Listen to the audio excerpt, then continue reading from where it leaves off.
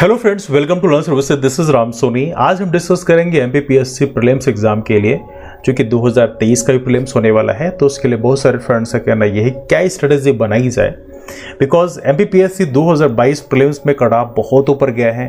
आप देख सकते हैं यहाँ पर 160 नंबर कट ऑफ गया है अनरिजर्व कैटेगरी का। यदि क्वेश्चन में कन्वर्ट करो तो 80 क्वेश्चन जिनके सही हैं उनका सिलेक्शन हुआ था, वो भी 100 में नहीं 98 क्वेश्चन में, चूंकि 2 क्वेश्चन डिलीट हो गए थे। तो आप देख सकते हो यहाँ पे जो कट ऑफ है वो 80% से ऊपर चला गया, जो अपने आप में एक बहुत ही हाई लेवल है। और इतने हाई लेवल के जो मार्क्स हैं वो कैसे लाए जाएं, आज इसके बारे में हम चर्चा करेंगे। देखिए, यदि हम पेपर के लेवल की बात करो, देखो एमपीपीएससी का जो पेपर का लेवल होता है वो यूपीएससी जैसे तो होता नहीं है, क्योंकि लगातार यदि आप देखोगे यूपीएससी प्रीलिम्स का कट ऑफ तो लगातार नीचे की ओर जा रहा है, बिकॉज वहाँ पेपर की डिफिकल्टी बहुत ज़्यादा बढ़ रही है। And apart from that second चीज़ और भी है, यूपीएससी में नेगेटिव मार्किंग है, एमपीपीएससी में नेगेटिव मार्किंग नहीं है। तो ये भी एक बड़ा पॉजिटिव इंपैक्ट होता है, क्योंकि जहाँ पे नेगेटिव मार्किंग नहीं होती है वहाँ पे मार्क्स स्कोर करना कंपैरेटिवली आसान होता है, ऐसा आमतौर पर देखा गया है। अब देखिए, यहां पर इस चीज को समझने की जरूरत है। आज हम चीजों को डिस्कस करेंगे, बेसिकली कैसे स्कोर करना है, 80+ तक कैसे पहुंचा जाता है। Let's talk about this one. अब देखो, आंसर की यदि आप देखोगे, यहां पर आप आंसर की पैटर्न को यदि आप समझने का प्रयास करो तो यहां पर मैं ये कहना चाहता हूं आपसे कि 65 क्वेश्चन यदि आपको श्योर शॉट पता है तो गेस वर्किंग करके आप 80 क्वेश्चन तक पहुंच सकते हो। आज हम ये समझने का प्रयास करेंगे ऐसा होता कैसे है ना। देखो, यदि आप ये जो आंसर की चेक करोगे तो इसमें A B C D 4 options हैं। इन चारों ऑप्शन की यदि आप पड़ताल करोगे प्रॉपर तरीके से तो ए ऑप्शन में कुछ 29 ऑप्शन सही हैं, बी में भी लगभग 25 के आसपास हैं, 24 या 25 के आसपास है ना। सी में भी थोड़ा शायद 22-23 या 23 के आसपास है। डी में थोड़ा ऑप्शन 25 के आसपास है, मतलब रफली अप टू द मार्क है। आप देखोगे, चूंकि मैं इस ऑप्शन को इसलिए बोल रहा हूँ क्योंकि 2 ऑप्शन है, 3 क्वेश्चन ऐसे थे जहां पे ऑप्शन सी और डी थे, है ना, इसलिए यहां पर थोड़ा सा चेंजेस हैं। नाउ यदि आप इसमें, मतलब मेरे कहने का मेन पर्पज ये है कि यहां पे आप देखोगे हर एक क्वेश्चन के लिए, हर एक ऑप्शन के रफली 25 क्वेश्चन अलॉट किया है। किसी में थोड़ा आगे, किसी में थोड़ा पीछे, हल्का पीछे आगे पीछे होता है, दैट्स फाइन। अब देखिए, 25 क्वेश्चन हर एक ऑप्शन के अलॉट है, रफली ऐसा है। मैं कहता हूं थोड़ा आगे पीछे हो सकता है, किसी में 20 हो सकता है, किसी में 30 हो सकता है, दैट्स पॉसिबिलिटी, बट रेंज लगभग 25 के आसपास +-2 या +-3 चलता है ना। अब इसमें आप देखोगे 65 क्वेश्चन आपने टिक कर दिया, बिल्कुल श्योर शॉर्ट क्वेश्चन आपने टिक किया, मतलब इतना आपको पता ही पता है, एग्जैक्ट आंसर आपको पता है। तो 80 तक कैसे पहुंचा जाता है, पहले हम ये डिस्कस कर लेते हैं, फिर पेपर की एनालिसिस हम लोग करेंगे कि 65 क्वेश्चन लाया सकते हैं कि नहीं लाया सकते। तो पहले समझने का प्रयास करिए। देखिए, मान लीजिए सपोज करिए 65 क्वेश्चन आपने टिक किया, और जब आपने टैली किया कि ए ऑप्शन में कितने सही हैं, बी में कितने सही हैं, सी में कितने सही हैं, डी में कितने सही हैं, यदि आप इस चीज को एनालिसिस करो, देखो प्रॉपर तरीके से काउंटिंग कर लो 65 क्वेश्चंस में, तो भाई डिस्ट्रीब्यूशन में लगभग बराबर ही रहेगा। बड़ा ऑब्वियस बात है, हल्का आगे पीछे हो सकता है मैं कहता हूं, लेकिन थोड़ा लगभग रेंज में रहेगा। तो 65/4 कर दो, सिंपल सी बात है, 4 1 जा 4 एंड 4 6 24, हर एक ऑप्शन के लिए 16 जा रहा है ना। किसी ऑप्शन में हो सकता है 17 चला जाए, किसी ऑप्शन में हो सकता है 18 चला जाए, किसी में 14 चला जाए, दैट्स पॉसिबिलिटी। हल्का आगे पीछे हो सकता है, दैट्स पॉसिबिलिटी। मैं कहता हूं मान लो ए ऑप्शन में आपने टिक किया, यहां पे आपने 15 क्वेश्चन टिक कर दिए, बी में आपने 17 क्वेश्चन टिक कर दिए, सी में आपने यहां पे मान लो 14 क्वेश्चन टिक किए, डी में आपने थोड़ी ज्यादा बढ़ा दिए, हो सकता है 18 क्वेश्चन तक पहुंच गया, दैट्स समथिंग लाइक दैट, ऐसा मान लो है। या मान लो यहाँ पे आपने 15 क्वेश्चन टिक किए, डी में आपने 17 क्वेश्चन टिक किए, रफली ये रेंज है, मान लो आपने बाद में टैली करके देखा। अब देखो, यहाँ पे 15 क्वेश्चन टिक है, मैं कह रहा हूं ये 15 क्वेश्चन टिक है, और ये सारे ऑप्शंस में आप ए भी मार दोगे तो, हालांकि इस बार तो 29 क्वेश्चन लॉट किया है, मैं कहता हूं यदि 25 क्वेश्चन भी लॉट किया होता तो 15-25 कितना मार्जिन है, 10 क्वेश्चन का। ए ऑप्शन में भी आप आंख बंद करके टिक कर दोगे तब भी 10 क्वेश्चन आपके सही होंगे, और 10 क्वेश्चन सही होने का मतलब है 65 से सीधे आप 75 पहुंच जाओगे, है ना। अब उसके बाद आप प्रॉपर तरीके से आपने डिसाइड कर लिया है कि बाकी के जो 35 क्वेश्चन है उसमें ए मारना है, तो यदि आप उसमें इतना भी एलिमिनेट कर जाओ कि कौन से ऑप्शन है ऐसे हैं जहां पर ए ऑप्शन नहीं होगा, कौन से क्वेश्चन ऐसे हैं जहां पर ए ऑप्शन नहीं होगा, और उसमें बी सी डी किसी में भी तुक्का आप मार दो, यदि आपने ऐसे 8-10 क्वेश्चन में निकाल दिए, 10 क्वेश्चन में निकाल दिए, तो प्रोबेबिलिटी के हिसाब से भी 3 या 4 क्वेश्चन सही हो जाते हैं। तो यहां पे आप देखो 75 जो क्वेश्चन आपके हो रहे थे वो बढ़ के कितने हो गए 79 78 तक पहुंच गए। मतलब आप बिल्कुल कट ऑफ के रेंज में पहुंच गए। मतलब 65 क्वेश्चन सही होने के बावजूद भी आप 80 क्वेश्चन तक जा रहे हो। बहुत ज्यादा नॉलेज का वहां पे जरूरत नहीं होता तब भी। तो मैं आपको ये समझाने का प्रयास कर रहा हूं कि 65 क्वेश्चन तक पहुंचने के बावजूद भी यदि आप हल्की सी मैथमेटिक्स लगा दोगे तो आप 80 क्वेश्चन तक पहुंच सकते हो। नाउ अब डिस्कशन ये है कि 65 क्वेश्चन क्या श्योर शॉट निकाले जा सकते हैं? क्या एमपीपीएससी के पेपर का लेवल इस लेवल का है कि वहां पे 65 क्वेश्चन पक्का निकाले जा सकते हैं कि नहीं निकाले जा सकते? अब देखो, आप पेपर का लेवल देख लेते हैं, थोड़ा डिस्कशन लंबा जाएगा क्योंकि हम लोग सभी 100 क्वेश्चन देखने वाले हैं। तो आइए देखते हैं बेसिकली क्वेश्चंस किस लेवल के थे। इजी कितने क्वेश्चन है, कितने क्वेश्चन मध्यम लेवल के हैं, कितने क्वेश्चन डिफिकल्ट लेवल के हैं, जरा इस पर नजर डालते हैं। पहला क्वेश्चन है, एटलस और अक्ष के मध्य पाए जाने वाले जोड़ पिवोट को कहते हैं। देखो, एटलस और एक्सिस के बीच में जो पिवोट पाया था उसको क्या कहते हैं? सैडल है, फाइब्रस है, कार्टिलेजिनस है या सिनोवियल है। देखो यहां पे देखा है तो इस क्वेश्चन की यदि हम बात करें तो ये क्वेश्चन कई लोगों को तो पता भी नहीं होगा ये किस टॉपिक का क्वेश्चन है। बिकॉज देखो जो उस फील्ड का है, इजी लेवल क्वेश्चन ये होता है कि उसमें कोई भी टिक कर सकता है। किसी को भी हल्का नॉलेज है ना तो वो उन क्वेश्चन को टिक कर सकता है। जैसे मान लो आपसे पूछ लिया जाए, कोई भी सिंपल सा क्वेश्चन पूछ लिया जाए कि भारत की जो इंडियन स्टैंडर्ड टाइम है IST वो कहाँ से गुजरता है, दैट्स वेरी इजी क्वेश्चन। लेकिन इस तरह क्वेश्चन ऐसे होते हैं जो आप एक डिफिकल्ट की श्रेणी में डालोगे, बिकॉज इसमें सब्जेक्ट का स्पेशलाइजेशन यदि आपके पास में है तभी आप उस क्वेश्चन को टिक कर पाओगे। और ये क्वेश्चन ऐसा है जो आपकी बायो का है, और ये क्वेश्चन किसी को श्योर शॉट पता है तभी जाके इस क्वेश्चन का टिक कर सकता है कि हाँ इसका आंसर ये होगा। तो ये बायो का है और मैं इसको अवॉइड करता हूं कि डिफिकल्ट क्वेश्चन है, ऐसे क्वेश्चन को कर पाना मुश्किल होता है।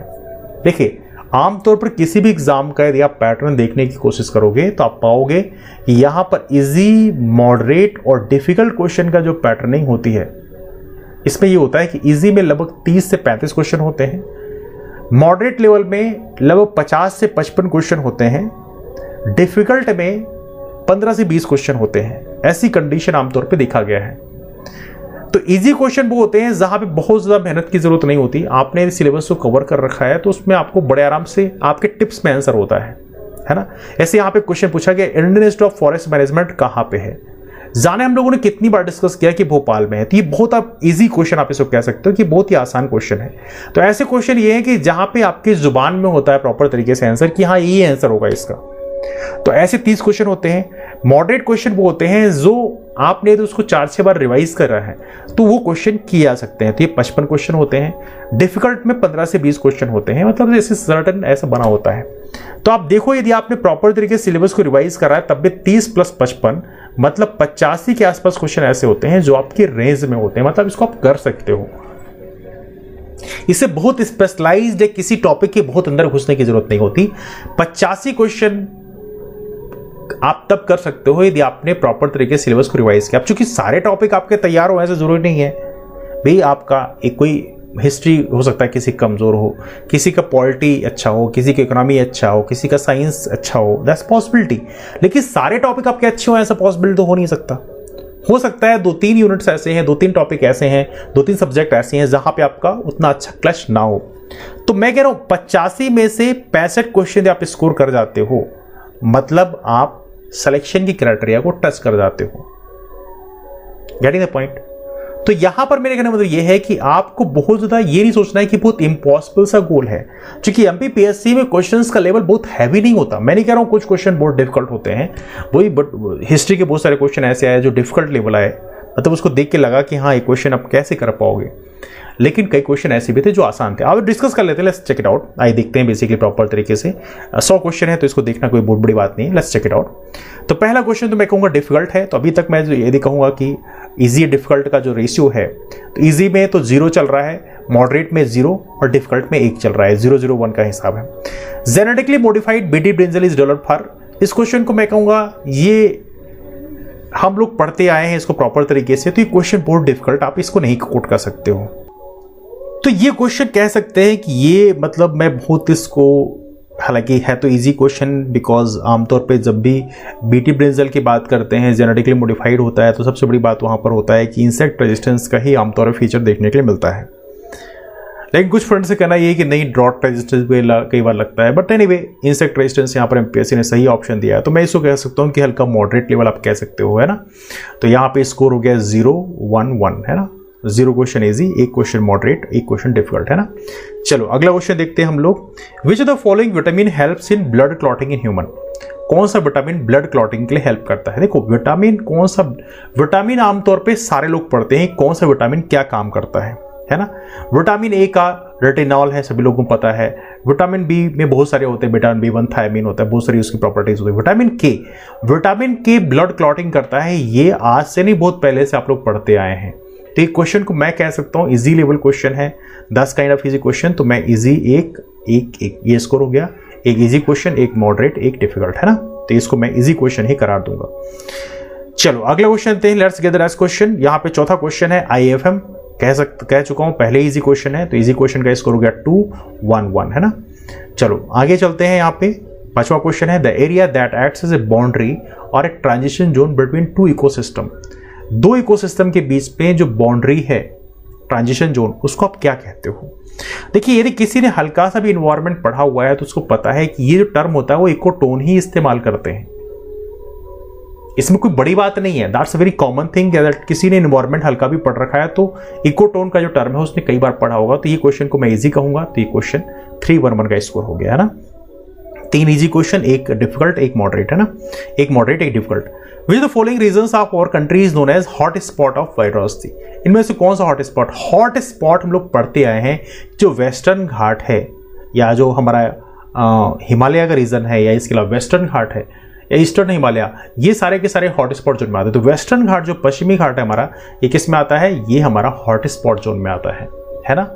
तो ये वेस्टर्न घाट हॉट स्पॉट हो गया, इसको भी मैं इजी क्वेश्चन ही कहूंगा बिकॉज ये क्वेश्चन हम लोग पढ़ते आए हैं। तो ये है 4 1 1 का स्कोर हो गया, है ना। चलो अगला क्वेश्चन देखते हैं। यहाँ पे अगला क्वेश्चन है, wind velocity is measured by. देखो विंड वेलोसिटी हम किस चीज से मेजर करते हैं? ये क्वेश्चन को भी मैं कहूंगा एनीमोमीटर, हम लोग पढ़ते आए हैं। बाकी बैरोमीटर, हाइग्रोमीटर, मैक्सिमम थर्मोमीटर, ये तो बहुत कॉमन सेंस से भी आप हल्का एलिमिनेट कर सकते हो। तो इसका सही आंसर क्या हो गया? 5 1 1, है ना। तो ये एक इजी क्वेश्चन मैं इसको कोट कर सकता हूं। अभी 5 क्वेश्चन इजी मिले, अभी एक डिफिकल्ट, एक मॉडरेट, है ना। अगला क्वेश्चन आपके सामने, कौन सा प्रदूषण मनुष्यों में इताई रोग पैदा करता है? इंग्लिश वाला ऑप्शन लेते हैं बिकॉज यहां पर थोड़ा आसान पड़ रहा है। Which pollution causes itai disease in human being? Okay, मैं इसका इंग्लिश वर्जन भी, हिंदी वर्जन दोनों ले लेता हूं। Let's take. तो यहां पे इताई डिजीज की बात हो रही है, इताई बीमारी की बात हो रही है, किस चीज से होता है ना। अब देखो यहां पे ऑप्शन आपके सामने दिए हुए हैं और इसका सही आंसर क्या है? Cadmium pollution. कैडमियम पोल्यूशन से इताई बीमारी होती है। पढ़ते आए हम लोग प्रॉपर तरीके से, तो मैं इसको एक इजी क्वेश्चन ही करार दूंगा। तो 8वां क्वेश्चन को मैं कहूंगा इजी क्वेश्चन है, that's kind of easy question. तो कितने हो गए आपके? 6 इजी क्वेश्चन, एक मॉडरेट, एक डिफिकल्ट, है ना। अगला आप देखो, let's get the next question. देखो मैंने पहले ही कहा है कि टॉपिक तो कवर करने पड़ेंगे।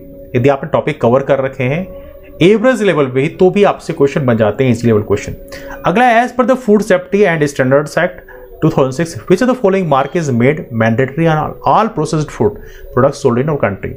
क्वेश्चन पूछा कि खाद्य सुरक्षा और मानक अधिनियम 2006 के अनुसार हमारे देश में निम्नलिखित में से किस चिन्ह को सभी प्रसंस्कृत फल उत्पादों के लिए अनिवार्य किया गया? अब देखो जब आप इसको प्रॉपर तरीके से देखोगे, है ना, FSSAI का, तो यहां पे प्रॉपर तरीके से आप देखो फूड प्रोडक्ट की बात करें तो इसके लिए चीजें लिखी हुई मिलती हैं कि ये FPO होता है। That's basically right answer is FPO।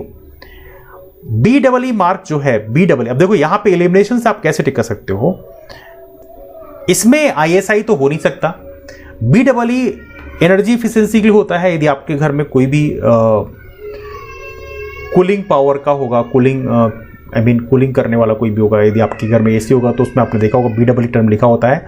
Hallmark तो खूब सुना होगा आप लोगों ने कि ज्वेलरी के लिए होता है। तो एलिमिनेशन राउंड से आप FPO में टिक कर सकते हो। एलिमिनेशन राउंड से मैं नहीं कह रहा हूं कि बहुत आसान क्वेश्चन है, लेकिन यदि आप एलिमिनेशन राउंड करोगे तो ISI, BEE और हॉलमार्क को तो आप एलिमिनेट कर सकते हो। तो उस कंडीशन आप इस क्वेश्चन में पूछ सकते हो, लेकिन फिर भी मैं इसको मॉडरेट लेवल कोट कर देता हूं। तो यहां पे क्या हो गया? 6 क्वेश्चन इजी, 2 मॉडरेट, 1 डिफिकल्ट, है ना। ये अभी रेशियो चल रहा है। आगे चलते हैं नेक्स्ट क्वेश्चन।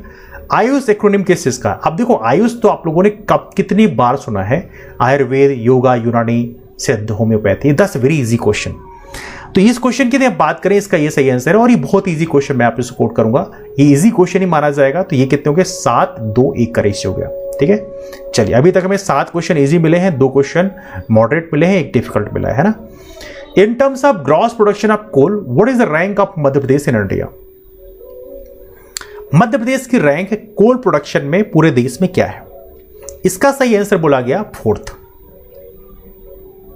इसका सही आंसर क्या है? इसका सही आंसर बोला गया 4th। और ये एमपीपीएससी की एमपीपीएससी ने सही आंसर माना है 4th ही बेसिकली कई जगह एक्सेप्ट किया गया है। तो ये कितना हो गया, इसको भी मैं इजी लेवल ही कहूंगा बिकॉज हर जगह लिखा होता है। तो कितने हो गए आपके यहाँ पे 8 क्वेश्चन इजी, 2 मॉडरेट, 1 डिफिकल्ट, है ना। चलिए आगे चलते हैं। यहाँ पे which of the following district is famous for the production of cotton and banana? इनमें से कॉटन और बनाना के लिए कौन सा फेमस है? अब देखो, वैसे तो हमारा एक जिला एक उत्पाद वाली जो योजना है मध्य प्रदेश सरकार की, वो आपने खूब सुना होगा। तो उस कंडीशन में बुरहानपुर को कोट किया गया है, लेकिन फिर भी मैं इस क्वेश्चन को कहूंगा कि ये क्वेश्चन थोड़ा सा ऐसा है जिसमें प्रेजेंट फॉलोइंग की बहुत जरूरत थी। फॉलोअप यदि किया है तो आपसे बन जाएगा।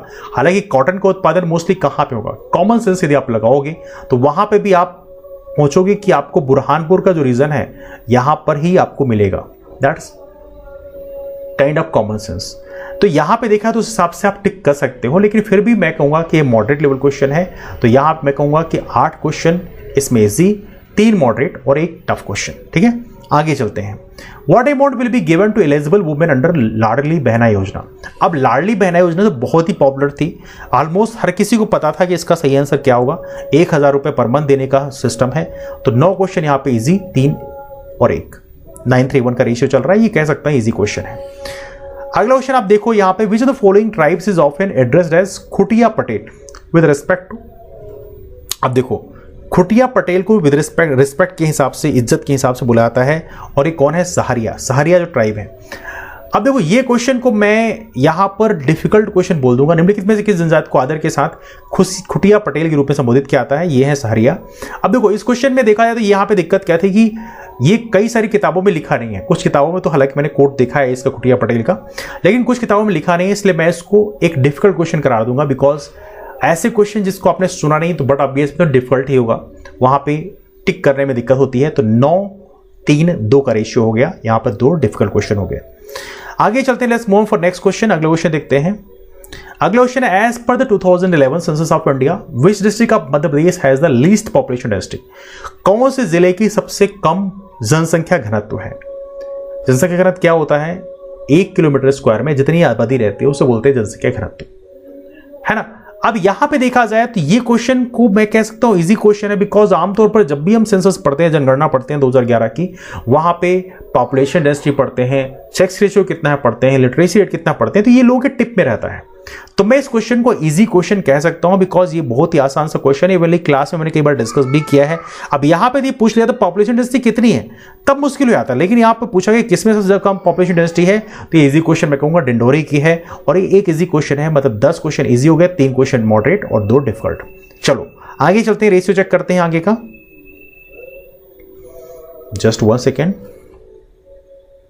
ओके, अगला क्वेश्चन हमारे सामने 16th।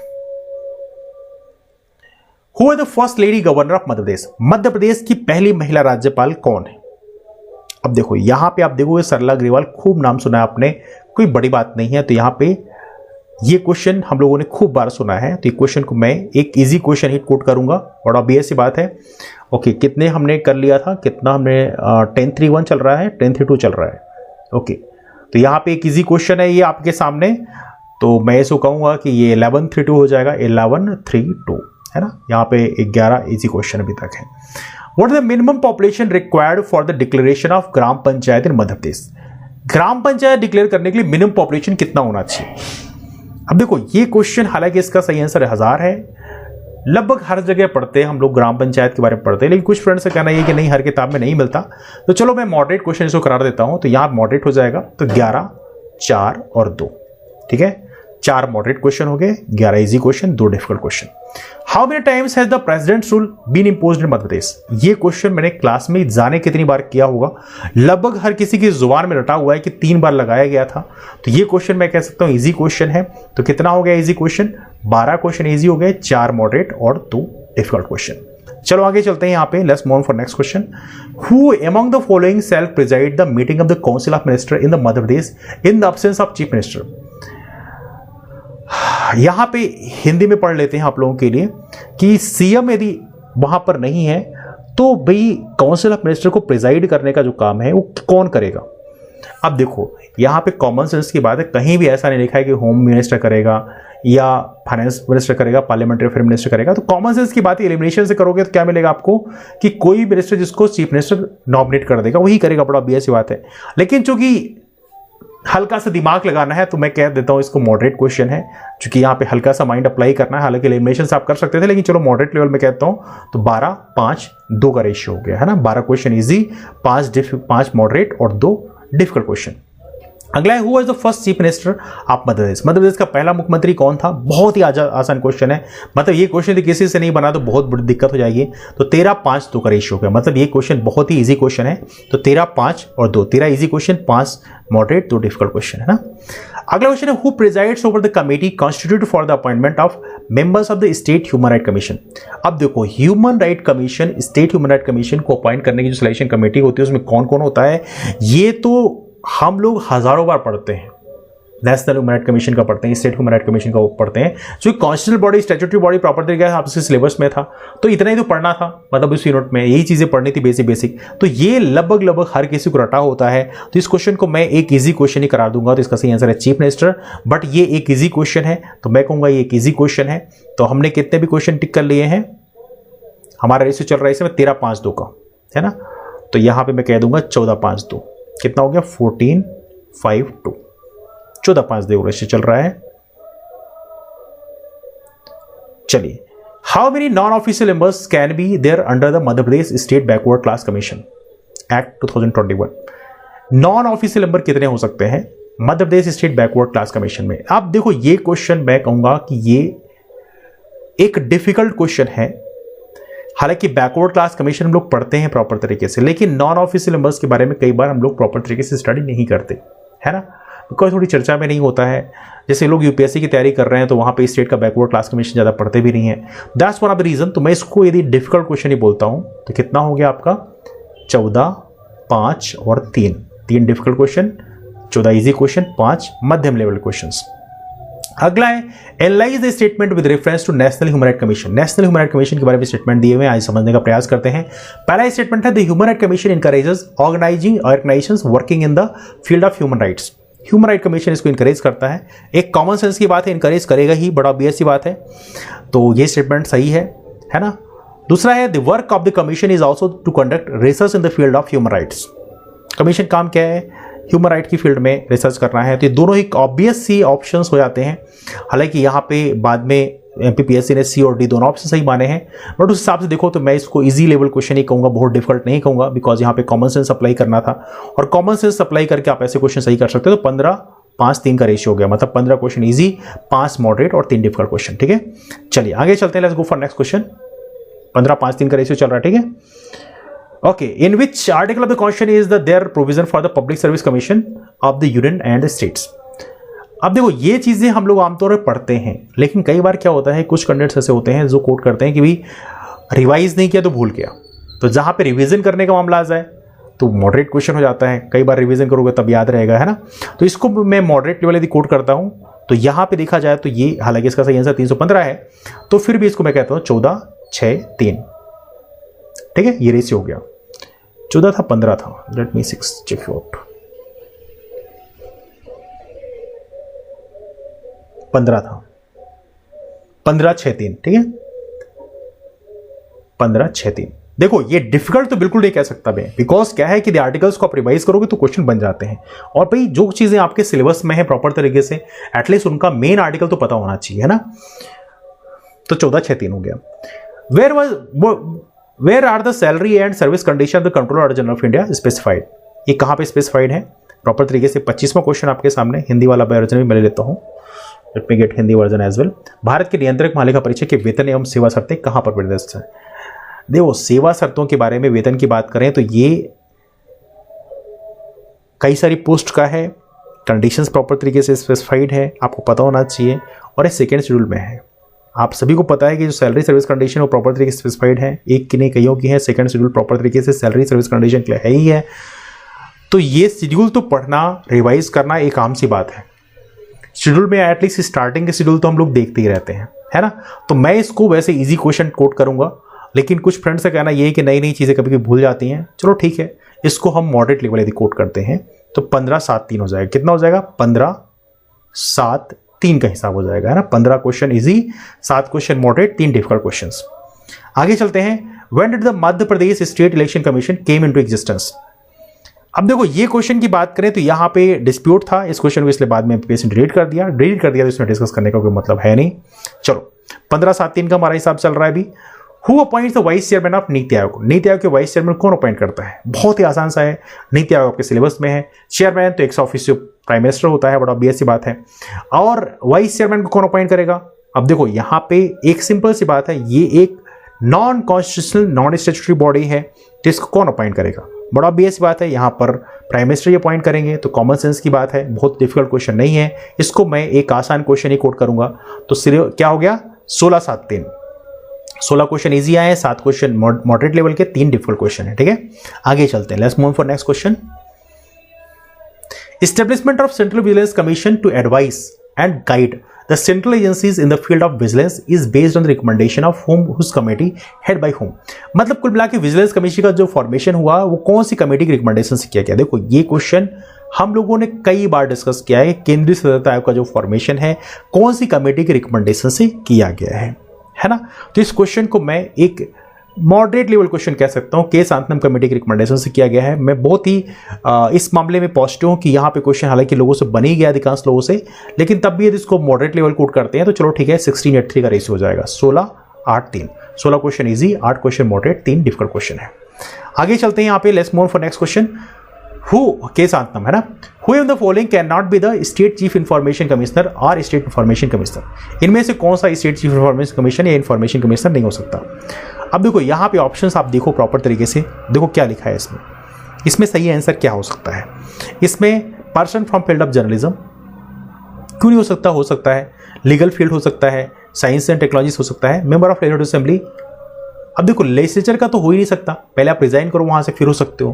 तो उस कंडीशन में सीधा का सीधा ये ऑप्शन एलिमिनेशन राउंड से आप कर सकते हो। तो मैं कह सकता हूँ ये एक इजी क्वेश्चन है, हल्का एलिमिनेट कर दोगे तो बन जाएगा। तो ये इजी 17 हो गए, 8 मॉडरेट, 3 डिफिकल्ट क्वेश्चन है।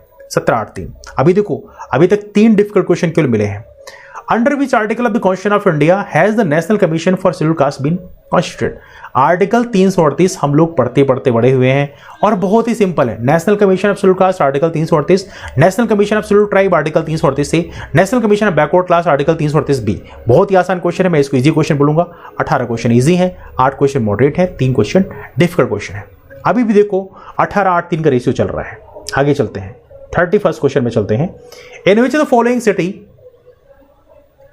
क्या रेशियो चल रहा है? 18-8-3 का है ना। अब 18-8-3 में लिख देता हूं बिकॉज कई बार भूल जाती हैं।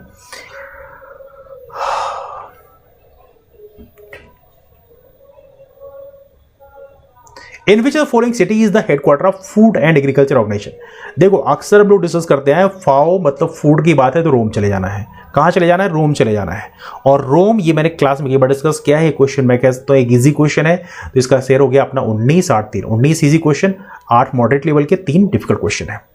अगला विच the following minister is associated with the सौभाग्य स्कीम स्टार्टेड इन 2017? अब देखो सौभाग्य स्कीम के बारे में हो सकता है, कई बार ऐसा होता है कि हम लोग इस स्कीम के बारे में थोड़ी कम पढ़ते हैं। हालांकि इतना डिफिकल्ट क्वेश्चन तो नहीं था, लेकिन फिर भी यदि मैं कहूँ इस क्वेश्चन में मिनिस्ट्री ऑफ पावर का है वैसे, तो यदि आप कहें तो चलो ठीक है, मैं इसको मॉडरेट लेवल कह सकता हूँ। बिकॉज एटलीस्ट जो मेजर स्कीम्स हैं वो कौन से डिपार्टमेंट के अंडर में आती हैं तो रिवीजन होना ही चाहिए। इसको मैं बहुत ज़्यादा डिफिकल्ट नहीं कोट करूँगा, बिकॉज सौभाग्य स्कीम के बारे में चर्चा आमतौर पर होती रहती है। जब आप चीज़ों स्कीम को रिवाइज करते हैं तो वहाँ पर इन चीज़ों को डिस्कस करते हैं, तो इसको मैं मॉडरेट लेवल कह सकता हूँ। 19-9-3 बहुत डिफिकल्ट क्वेश्चन नहीं है, बहुत स्पेशलाइज्ड नॉलेज की जरूरत इसके लिए नहीं है। अगला है at present April 2023 who is the chief of the army staff? हमारा चीफ ऑफ आर्मी स्टाफ कौन है? अब देखो ये तो एक सिंपल सी बात है, आर्मी स्टाफ जो चीफ है उनके कौन है, नवल के कौन है, एयरफोर्स के कौन है, ये तो आप पढ़ते ही रहते हैं। ये चीज़ें आमतौर पे हम लोग रिवीजन करते ही रहते हैं। तो ये क्वेश्चन बनना कोई बहुत बड़ी बात नहीं है कि इसका सही आंसर क्या है ना। तो वैसे सही आंसर क्या, मनोज पांडे साहब हैं। तो उस कंडीशन में मैं इसको ईजी लेवल कहूँगा। तो 20-9-3 का रेशियो हो गया। 20 क्वेश्चन ईजी हैं, 9 क्वेश्चन मॉडरेट लेवल के हैं, 3 क्वेश्चन डिफिकल्ट लेवल के। चलिए आगे चलते हैं। 20-9-3 से आगे। Who is the first speaker of Lok Sabha of India? Lok Sabha के पहले अध्यक्ष कौन थे? अब देखो ये क्वेश्चन लिटरली देखा जाए तो बहुत ही आसान क्वेश्चन है। ये क्वेश्चन तो मतलब हम लोग पहले से पढ़ते हैं मावलंकर साहब के बारे में। तो कितने हो गए? 21-9-3, 21-9-3 का रेशियो हो गया। अगला, which city was the host of the second edition of Africa India field training exercise that is called Afindex 2023? देखो आमतौर पर मिलिट्री एक्सरसाइजेस के बारे में हम लोग पढ़ते ही पढ़ते हैं, लेकिन चूंकि अफ्रीका इंडिया का है थोड़ी हम लोग ध्यान कम देते हैं। तो उस कंडीशन में मैं कह सकता हूँ ये थोड़ी मॉडरेट लेवल कह सकते हो, या आप चाहो तो डिफिकल्ट में भी कोट कर सकते हो, जो कि हम लोग अफ्रीका वाली मिलिट्री एक्सरसाइजेस के बारे में थोड़ी कम पढ़ते हैं। हालांकि बहुत सारे लोगों को इसके आंसर पता थे, आई न्यू दैट, बट चलो ठीक है। फिर भी एफेंडेक्स की बात करें, पुणे में हुआ। तो यदि मैं इसको डिफिकल्ट भी कोट करता हूं तो ये हो गया आपका रेशियो 21-9-4, है ना। यदि मैं इसको डिफिकल्ट कोट करता हूं, हालांकि डिफिकल्ट कोट नहीं करना चाहिए, लेकिन फिर भी, हालांकि चूंकि अफ्रीका इसमें फोकस में है, इसलिए इंडिया इस समय अफ्रीका फोकस कर रहा है, इसलिए अफ्रीका की मिलिट्री एक्सरसाइज के बारे में हमें पता होना चाहिए। एफेंडेक्स के बारे में आई एम श्योर आपने पढ़ा ही होगा, but anyway that's fine. Where was the global investor summit 2023 held in Madhya Pradesh में ग्लोबल इन्वेस्टर समिट कहाँ हुई थी? बहुत ही पॉपुलर थी, खूब चर्चा हुई थी, इसलिए इस क्वेश्चन को मैं आसान क्वेश्चन ही कहूंगा कि इंदौर में हुआ है। ये इजी क्वेश्चन है, तो इसको मैं कहूंगा 22 क्वेश्चन आसान हो गए, 9 मॉडरेट लेवल, 4 डिफिकल्ट क्वेश्चन हो गए। 22-9-4 का रेशियो चल रहा है। Where did the Indian army established a quantum laboratory in Madhya Pradesh? Madhya Pradesh में क्वांटम लेबोरेटरी इंडियन आर्मी ने कहाँ स्थापित किया है? अब देखो ये चीजें हमारी करंट अफेयर में चर्चा में रही है। एवं जो करंट अफेयर की बुक है वहां भी मिला है कि महू में है, जहां पे क्वांटम लेबोरेटरी स्थापित की जा रही है। बट इन केस यदि आपने करंट अफेयर मिस कर दिया तो मैं इसको मॉडरेट लेवल कह दूंगा। तो 22-10-4 का रेशियो हो गया। 22 question easy, 10 question moderate, 4 question difficult level कह सकते हैं। आगे चलते हैं। With the following combination are correctly matched. कितना चल रहा है इसमें? 22-10-4, 22-10-4, ठीक है। कौन सा करेक्टली मैच्ड है? अब यहां पे कुल मिला के आपको ये बताना है कि कौन सी ट्रॉफी किससे बिलोंग करती है ना। अब इसमें देखा जाए तो इसका सही जो आंसर था वो ये है 2, 3 and 4। रंगास्वामी कप पोलो का नहीं है, बाकी शीश महल ट्रॉफी क्रिकेट का है, यदवेंद्र कप हॉकी का है, रोवर्स कप फुटबॉल का है। हालांकि ये क्वेश्चन आमतौर पे हम लोग कब पढ़ते हैं प्रॉपर तरीके से, लेकिन फिर भी इन केस किसी से मिस हो गया तो उस कंडीशन में सो इसमें रंगास्वामी कप की यदि हम बात करें तो रंगास्वामी कप, देखो बाकी कप हो सकता है आपने कम ही सुना हो, जैसे शीश महल ट्रॉफी है, यदवेंद्र कप है या रोवर्स कप है, लेकिन आप लोगों ने रंगास्वामी कप जरूर सुना होगा, बिकॉज ऑलमोस्ट हर एक बुक में रंगास्वामी कप के बारे में डिस्कस किया जाता है। जो मिसलेनियस इवनली आप कोई भी किताब पढ़े होंगे तो इसमें जरूर मिला होगा कि ये बेसिकली हॉकी के लिए होता है। तो यदि आपने इतना भी एलिमिनेट कर दिया तो वहां से ये ऑप्शन आप टिक कर सकते हो कि yes this is the right answer for this one. तो मैं कह सकता हूँ ये क्वेश्चन एक इजी फॉर्मेट में ही पूछा जाएगा। मुझे लगता है एक इजी क्वेश्चन में ही इसको काउंट किया जाना चाहिए, लेकिन यदि आप काउंट करना चाहते हैं तो मॉडरेट में ज़्यादा से ज़्यादा काउंट कर सकते हैं। तो ये हो गया आपका 22, 11 और 4, है ना। तो इस तरह से हमारा फॉर्मेटिंग होगी। आइए देखते हैं अगले क्वेश्चन को। Late me get the next question. अगला आपके सामने है, who among the following one the golden ball award in FIFA world cup 2022। अब देखो ये चीज़ें आमतौर पे हम लोग पढ़ते ही रहते हैं, तो इसमें कोई बड़ी बात नहीं है कि करंट अफेयर्स में हम लोग फीफा वर्ल्ड कप को फॉलो करते हैं।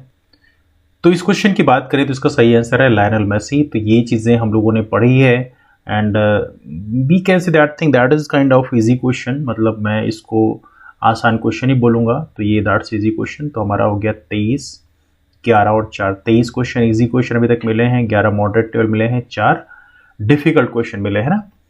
अगला देखते हैं। अगला क्वेश्चन है, who was given the life time Dronacharya award for hockey for the year 2020। अब ऐसे क्वेश्चन थोड़ा सा डिफिकल्ट मैं कह सकता हूँ, बिकॉज देखो 2023 का एग्जाम है, 2023 में एग्जाम हुआ, 2020 का पूछा जा रहा है।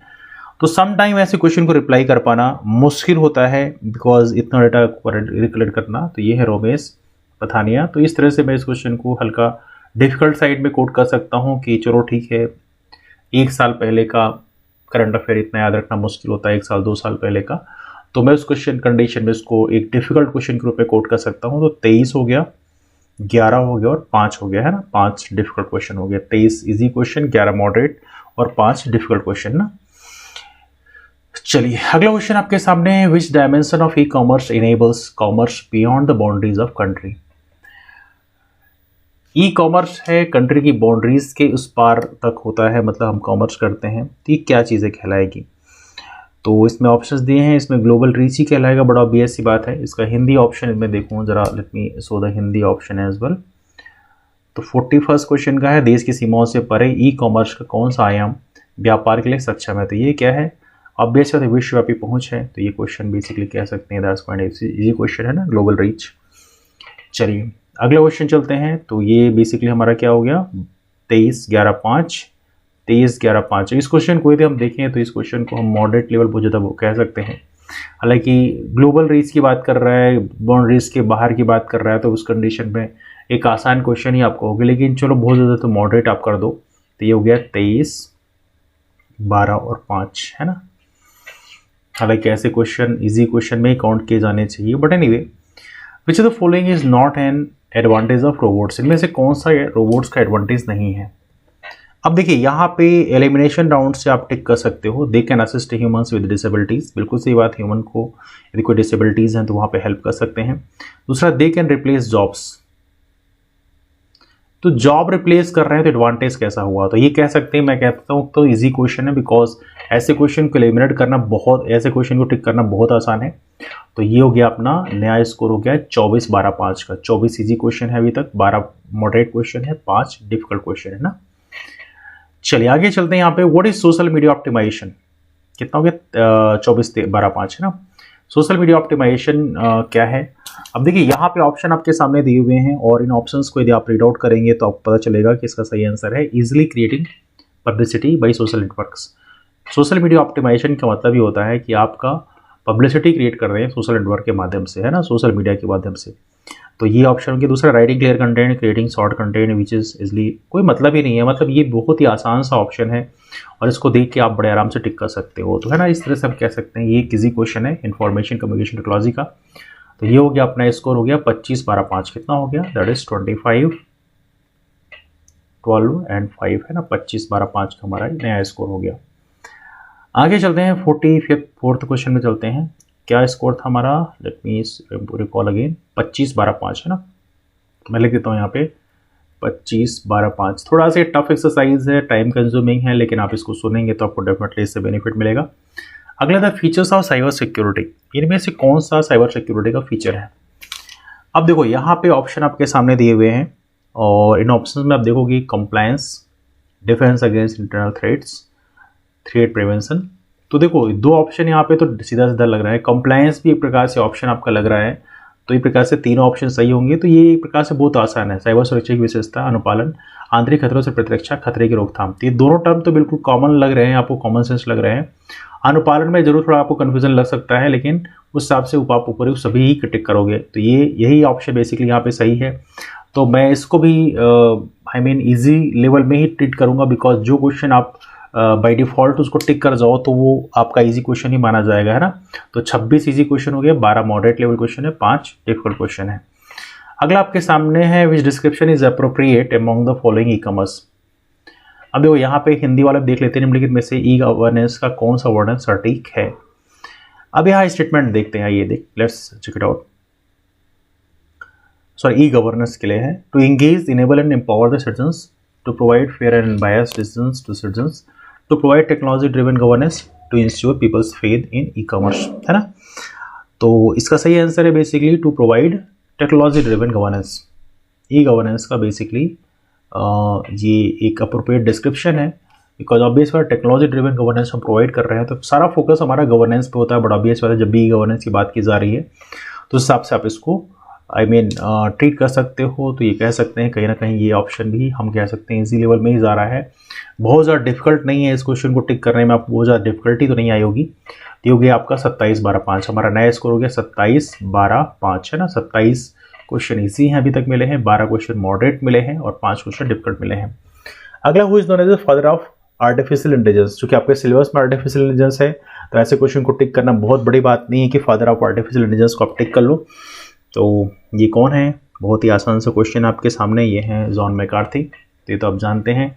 एलन ट्यूरिंग का भी नाम बहुत इंपॉर्टेंट है, आप इनके बारे में जानते होंगे, किस चीज़ को इन्वेंट किया था एलन ट्यूरिंग ने, so he is father of modern computer है ना, तो ये चीज़ थोड़ा सा आप ध्यान रखेंगे। तो आर्टिफिशियल इंटेलिजेंस के जनक का नाम सभी लोग जानते हैं, तो मैं इसको इजी क्वेश्चन ही करार दूंगा, that's kind of easy question. तो ये हो गया 28-12-5 है ना। चलिए अगला है आपके सामने, विच of the following is not an example of virtual assistant, इनमें से कौन सा वर्चुअल असिस्टेंट का एग्जांपल नहीं है। अब देखो ये टर्म तो आप लोगों ने अक्सर सुना ही होगा, तो इसमें कोई बहुत मुश्किल सी बात नहीं है। और अलेक्सा सुना है आपने, कॉर्टाना सुना है, सीरी सुना है, कॉर्टेसा ये टर्म तो सुना ही नहीं होगा आपने, तो ये वर्चुअल असिस्टेंट का एग्जांपल आप एलिमिनेट इस तरह से कर सकते हो, दिखाया तो फिर भी मैं इसको मॉडरेट लेवल कह सकता हूँ। बट ये क्वेश्चन मुझे लगता है कि आपकी रीच में है, बहुत मुश्किल नहीं है, बट फिर भी 28-13-5 हो गया, मॉडरेट लेवल क्वेश्चन टिक कर दिया गया है ना। 28-13-5 चल रहा है ना, 28-13-5। With the following diode is used in the ultra high speed switching electronic circuits। तो यहाँ पे ऑप्शन आपके सामने दिए हुए हैं, तो इस क्वेश्चन की हम बात करें तो इसका सही आंसर क्या है आपका, right answer for this question is tunnel diode. Well देखिए इस क्वेश्चन को मैं कह सकता हूँ कि यदि किसी ने प्रॉपर तरीके से डायोड नहीं पढ़ा है तो may be they can not reply that question. तो उस कंडीशन में मैं इसको कह सकता हूँ कि that is kind of difficult question. मैं इसको डिफिकल्ट क्वेश्चन कोट कर देता हूँ, बिकॉज यदि किसी ने नहीं पढ़ा है तो पॉसिबिलिटी कमी है। तो ये हो गया 28, स्कोर हो गया 28-13-6 है ना। 6 डिफिकल्ट क्वेश्चन है, 28 इजी क्वेश्चन अभी तक हमने किया है, 13 क्वेश्चन मॉडरेट लेवल किए है ना। चलो आगे चलते हैं, let's go for next question. Which of the following technique can not be use for generating electron hole pairs in electronic devices. कौन सी टेक्निक यूज नहीं की जा सकती to generate electron hole pairs in electronic devices, और इसका सही answer आपका ये है इम्प्योरिटी इंजेक्शन। कह सकते हैं बिकॉज कई बार हमने इतना नहीं पढ़ा होता है इलेक्ट्रॉन वगैरह के बारे में, तो इतना हो सकता है मुश्किल है, काइंड ऑफ डिफिकल्ट क्वेश्चन है हम कह सकते हैं। इलेक्ट्रॉन जिसने इलेक्ट्रॉनिक्स वगैरह पढ़ रखी है तो उसके लिए तो आसान है, लेकिन बाकी के लिए थोड़ा डिफिकल्ट हो सकता है, आपका तुक्का सही लगे ज़रूरी नहीं है। तो 28-13-7 हो गया आपका, तो डिफिकल्ट क्वेश्चन में हमारे 7 क्वेश्चन हो गए। Which of the following is not a source of artificial intelligence bias, है ना। तो क्वेश्चन आपका 50th क्वेश्चन एक बार रीड करते हैं हिंदी में। निम्नलिखित में से कौन सा कृत्रिम बुद्धिमत्ता का पक्षपात का स्रोत नहीं है। अब यहाँ पे ऑप्शन दिया डेटा, एल्गोरिदम, पीपल, एबिलिटी। तो देखो इसमें ऑब्वियस बात है एबिलिटी जो है सोर्स नहीं है, बट मैं कह सकता हूँ कि डेटा तो भाई सोर्स रहेगा ही, एल्गोरिदम भी रहेगा बिकॉज एल्गोरिदम इंपॉर्टेंट है, पीपल जो है वो इंपॉर्टेंट है बिकॉज वहाँ से डेटा आपको कलेक्ट होता है। एबिलिटी जो है ये एक अलग चीज़ है, तो चलो क्रिएट होती है, तो उस कंडीशन में यही एक ऑप्शन एलिमिनेट होता है। तो उस कंडीशन में मैं इसको मॉडरेट लेवल कहूँगा बिकॉज आप थोड़ा दिमाग लगा रहे हो इसमें, लेकिन ये तो है कि बिल्कुल डिफिकल्ट नहीं है कि इसको आप ना कर पाओ, है ना। हल्का एलिमिनेशन करोगे तो ऐसा बन जाएगा। तो मॉडरेट में मैं डालता हूँ इसको, 28 हो गया, 14 हो गया, 7 हो गया, है ना। इस तरह से हमारा हो गया 28 इजी क्वेश्चन है, 14 मॉडरेट लेवल है, 7 डिफिकल्ट क्वेश्चन है। आगे चलते हैं 51st क्वेश्चन में चलते हैं। अकॉर्डिंग टू 2011 सेंसस, ओके हमारा नया फिगर क्या है, 28-13-5, 28-14-7 है ना, 28-14-7 चल रहा है इस समय, 28-14-7 है ना। According to 2011 census which of the following states has the highest growth rate of population. Highest growth rate of population है, कौन सा स्टेट इसमें है। और देखा जाए तो इस क्वेश्चन को बाद में डिलीट कर दिया गया है, तो जब डिलीट कर दिया गया तो डिस्कस करने का मतलब बनता नहीं है एक्चुअली, तो इस क्वेश्चन को हम लोग हटा देते हैं। आगे चलते हैं। This transboundary river Mekong of the south east Asia does not pass through which of the following country. तो मेकोंग जो है कौन सी कंट्री से पास नहीं करती है, तो एक प्रकार से कह सकते हैं इंटरनेशनल ज्योग्राफी का क्वेश्चन है बेसिकली आपके सामने, और इसका है बांग्लादेश। बांग्लादेश को टच नहीं करती। अब देखो मेकोंग की बात करो, मेकोंग म्यांमार वगैरह से पास करती है, तो वहाँ पे कंबोडिया, वियतनाम, लाओस है, लेकिन बांग्लादेश में तो आएगी नहीं, बड़ा बेस है मेकोंग। तो इस हिसाब से आप कॉमन सेंस लगा के हल्का सा टिक कर सकते हो। तो बहुत डिफिकल्ट नहीं है, मेकोंग एक बहुत ही फेमस रिवर है और इसको हम लोगों ने पढ़ ही रखा है, पहले ही पढ़ा है मेकोंग के बारे में, मैंने भी क्लास में 1-2 बार डिस्कस किया है। वर्ल्ड ज्योग्राफी में जब भी हम साउथ ईस्ट एशिया को डिस्कस करते हैं, तो मैं कह सकता हूँ बहुत ये डिफिकल्ट क्वेश्चन तो नहीं है, मॉडरेट लेवल आप कोट कर सकते हो। तो चलो मॉडरेट हम इसको कोट करते हैं, तो हो गया अपना नया स्कोर 28, 15 और 7 का, है ना। चलिए आगे चलते हैं। यहाँ पे पूछा गया according to 2011 census which of the following state has the highest female literacy rate, कौन सी स्टेट की फीमेल लिटरेसी रेट सबसे अधिक है। अब देखो यहाँ पे देखा जाए तो इसका सही आंसर बेसिकली मिजोरम है। तो यहाँ पे देखा जाए तो ऐसे क्वेश्चन को टिक करना थोड़ा सा हालांकि बहुत मुश्किल तो नहीं है, बिकॉज आपको पता नहीं चाहिए नॉर्थ ईस्टर्न स्टेट्स का जो लिटरेसी रेट है वो काफ़ी इंप्रेसिव है। देखिए केरला के बाद में मिजोरम ही है जो लिटरेसी रेट में मतलब सेकेंड हाईएस्ट में आता है, बट ऑब्वियस सी बात है, और केरला का इसमें ऑप्शन तो दिया नहीं है। तो हमने पहले भी डिस्कस किया था कि मिजोरम की लिटरेसी रेट काफ़ी अच्छी है, केरला के बाद मिजोरम सेकेंड नंबर पे आता है, बट ऑब्वियस सी बात है। तो सेकेंड नंबर का तो आमतौर पे हम लोग देखते हैं, है ना। गोवा, हिमाचल प्रदेश, महाराष्ट्र वैसे भी देखने में लग रहा है कि इनका तो लिटरेसी रेट बहुत ज़्यादा होगा नहीं, हालांकि गोवा की पॉसिबिलिटी बनती है, लेकिन चूंकि नॉर्थ ईस्टर्न स्टेट से मिजोरम का नाम काफ़ी चर्चा में रहता है, मिजोरम काफ़ी उस हिसाब से काफ़ी आगे है लिटरेसी रेट में, तो मिजोरम यहाँ पे कोट करना सही रहेगा। तो मैं इसको डिफिकल्ट में कोट करना तो सही नहीं रहेगा, मॉडरेट लेवल में ही कोट करूँगा, I will not quote in the difficult category. तो हो गया आपका 28, 16 और 7, है ना, ये कैटेगरी हो गई है ना। तो बिकॉज इतना तो हम लोग पढ़ते ही हैं, फर्स्ट रैंक का पढ़ते हैं, फिर सेकेंड रैंक का भी पढ़ लिया करते हैं, तो उस हिसाब से देखा है तो ये क्वेश्चन आपका सही हो जाएगा, है ना। 28, 16, 7 का स्कोर है ना। अगला है आपके सामने which is the following statement regarding iron ore in India is not correct, इनमें से कौन सा स्टेटमेंट आयरन ओर के रिगार्डिंग ये करेक्ट नहीं है। अब देखिए यहाँ पे स्टेटमेंट आपके सामने दिए हुए हैं, तो सारे स्टेटमेंट हम लोग समझने का थोड़े प्रयास करते हैं। पहला स्टेटमेंट है our country has mainly haematite and magnetite reserves of iron ore, बिल्कुल सही बात है, हेमेटाइट और मैग्नेटाइट का ही मोस्टली हमारे यहाँ कंसंट्रेशन है, वैसे मैग्नेटाइट का ही ज़्यादा कंसंट्रेशन मिलता है। दूसरा about 80% reserves of iron ore of the country are located in the Jharkhand Orissa. देखो यहीं पे थोड़ा डिस्प्यूट क्रिएट हो जाता है, बिकॉज सारा का सारा कंसंट्रेशन यहाँ पे एक प्रकार से बोल दे रहा है कि ये केवल झारखंड और उड़ीसा में है, तो यहीं पर बेसिकली क्रॉस क्वेश्चनिंग हो जाती है, तो ये स्टेटमेंट गलत है। दूसरा बेल्लारी, तीसरा Bellary is a major mining area of iron ore in Karnataka, बिल्कुल सही बात है, बेल्लारी काफ़ी मेजर एरिया है। मयूरभंज डिस्ट्रिक्ट की बात करें तो बहुत ज़्यादा इसमें यहाँ पर आयरन ओर है, तो इस प्रकार से कह सकते हैं यहाँ पे ये टर्म भी सही है। तो यही वाला स्टेटमेंट यहाँ पे गलत है, तो ये स्टेटमेंट यहाँ पे गलत है, बाकी स्टेटमेंट यहाँ पे सही है। तो ये क्वेश्चन में यदि कहूँ तो हल्का गैस वर्क से आप टिक कर सकते हो, बहुत मुश्किल नहीं, बिकॉज बेल्लारी का तो बहुत सारे लोग जानते हैं, कर्नाटका में काफ़ी बड़ी माइनिंग एरिया है। मयूरभंज डिस्ट्रिक्ट का भी आप जानते हो कि उड़ीसा में है। जब हम लोग प्रॉपर तरीके से आयरन ओर के बारे में पढ़ते हैं तो जी डिस्कस करते हैं। मैग्नेटाइट और हेमेटाइट की बात करें तो ये आयरन रिजर्व हमारे पास में है, और मोस्टली यही मतलब आयरन ओर हमारे पास में है। तो उस हिसाब से एलिमिनेशन राउंड से आप टिक कर सकते हो, लेकिन हम डिस्कस करें यदि क्लियर कट तो इन्फॉर्मेशन हमारे पास नहीं है कि 80% टोटल रिजर्व है कि नहीं है। यदि आपको हल्का सा यहाँ पे कन्फ्यूजन होता है तो उस कंडीशन में कह सकते हैं, लेकिन मैं इसको एक मॉडरेट लेवल क्वेश्चन ही कहूँगा। तो हमारा स्कोर है 28, 16, 7, इसको मॉडरेट लेवल यदि कोट करते हैं तो ये हो जाएगा 28, 17, 7, है ना। दिस इज समथिंग स्कोर, ये स्कोर 28 इजी क्वेश्चन अब तक मिले हैं, 17 मॉडरेट लेवल क्वेश्चन है, 7 डिफिकल्ट क्वेश्चन है। अगला आपके सामने है during the year 2020-21 which of the following states was the largest producer of groundnut in the country, मूंगफली का सबसे बड़ा प्रोड्यूसर कौन है। अब देखो यहाँ पे ऑप्शन आपके सामने दिया हुआ है, आंध्र प्रदेश, गुजरात, राजस्थान, तमिलनाडु। अब देखो यहाँ पे हालांकि ग्राउंड नट के बारे में जब हम लोग पढ़ते हैं तो उसमें देखते हैं कि basically that is basically Gujarat, तो उस हिसाब से देखो सही है, लेकिन 2020-21 का डाटा जो है याद रख पाना मुश्किल है, इसलिए मैं इसको कोट करूंगा कि that's kind of difficult question. तो ये हो गया आपका डिफिकल्ट क्वेश्चन, तो हो गया आपका 28, 17 और 8, है ना। ये क्वेश्चन को मैं डिफिकल्ट क्वेश्चन कोट कर सकता हूँ, बिकॉज कई बार इस तरह के डेटा हमारे पास याद नहीं रहते। अगला आपके सामने atlas mountains are located in which continent. देखो इसमें हम उन्हीं क्वेश्चन को डिफिकल्ट में कोट कर रहे हैं जिसका आमतौर पर रिप्लाई कर पाना मुश्किल होता है, बिकॉज किताबों में भी फ्रिक्वेंटली वो टर्म बहुत कम इस्तेमाल किया जाता है। तो ऐसे क्वेश्चन को मैं एक डिफिकल्ट क्वेश्चन कैटेगरी में डाल रहा हूँ। बाकी क्वेश्चन जो आमतौर पर हम पढ़ते हैं और वहाँ पे यदि आपसे गलतियाँ हो जाएं वो एक अलग मामला है, लेकिन यदि आप उसको 1-2 बार रिवाइज करते हो, हल्का भी दिमाग वहाँ पे लगाते हो, क्वेश्चन यदि बन जाता है तो फिर वो क्वेश्चन या तो इजी क्वेश्चन कैटेगरी में है, यदि आपको थोड़ा और दिमाग लगाना पड़ रहा है तो मॉडरेट लेवल हो सकता है।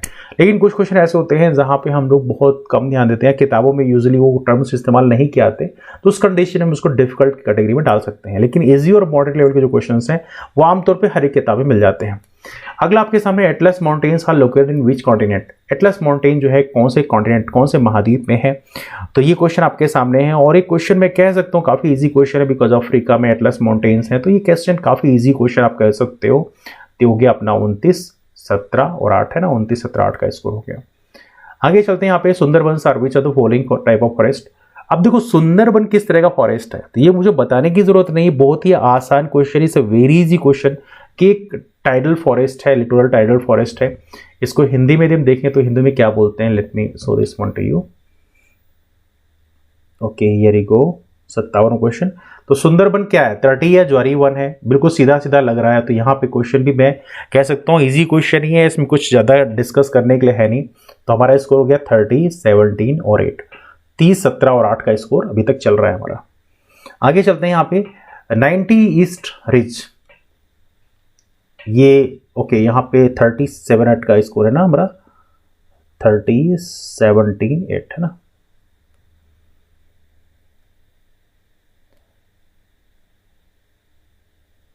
ओके कुछ मिसिंग है, just let me show this one to you. 30, 17, 8 का स्कोर है। ओके 30, 17, 8 का स्कोर है, कुछ गड़बड़ हुआ क्या। ओके यहाँ पे 28, 16, 7 हुआ, 28, 17, 7 हुआ, 28, 17, 8 हुआ, 29, 17, 8 हुआ, 30, 17, 8 हुआ, 30, 17, 8।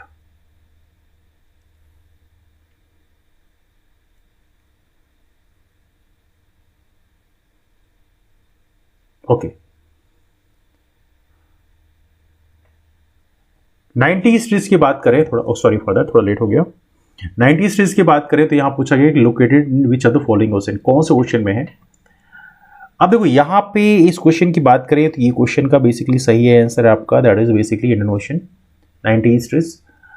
अब वैसे तो देखिए 90 स्ट्रीज है तो 90 डिग्री ईस्ट लाइन जो है कहाँ से पास कर रही है, तो हल्का कॉमन सेंस आप लगाओगे तो you may get to know about this one कि इंडियन ओशन में है। बिकॉज हमारे देश का यदि हम प्रॉपर तरीके से लॉन्गिट्यूड डिस्कस करें तो 68 डिग्री से लेकर 97 डिग्री 25 मिनट तक चलता है हमारा बिल्कुल नॉर्थ ईस्ट में। तो 97 डिग्री 25 मिनट बिल्कुल हमारे देश का बिल्कुल अरुणाचल प्रदेश वाला जो कॉर्नर है वहाँ पे है। तो 90 डिग्री यहाँ बीच में ही होगा। तो 90 डिग्री ईस्ट जो है, ये जो लाइन है हमारी 90 डिग्री, ये कहाँ पे होगी, इंडियन ओशन को टच करेगा।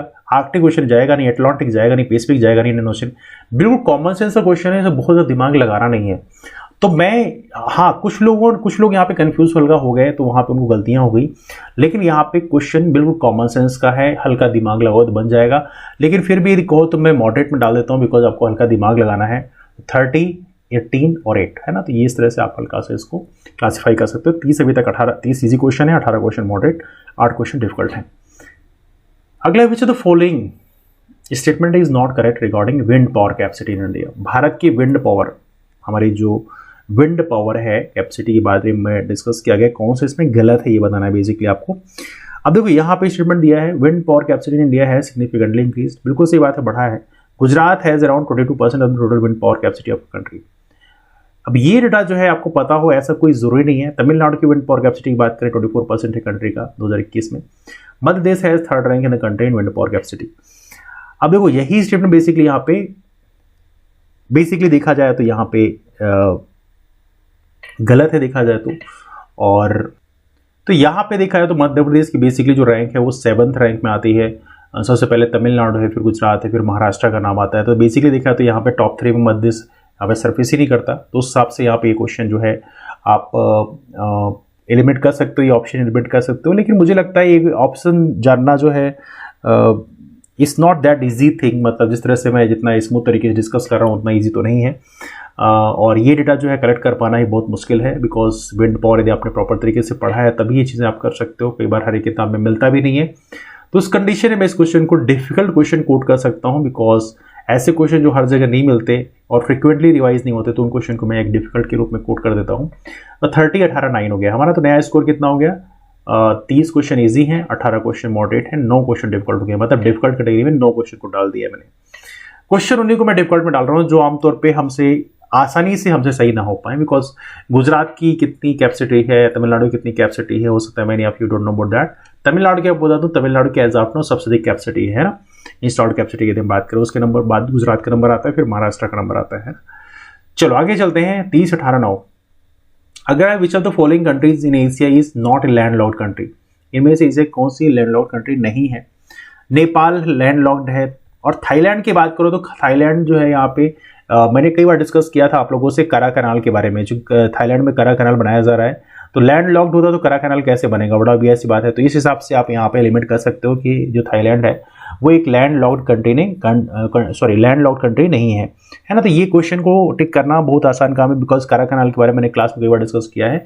हल्का सा भी किसी ने वर्ल्ड हिस्ट्री वर्ल्ड ज्योग्राफी पढ़ा है तो उनको ऐसे क्वेश्चन करना आसान है, तो मैं इसको इजी क्वेश्चन की कैटेगरी में डालूंगा। बड़ा ऑब्वियस बात है, बिकॉज मैंने इसको कई बार डिस्कस किया है and that's very basic one.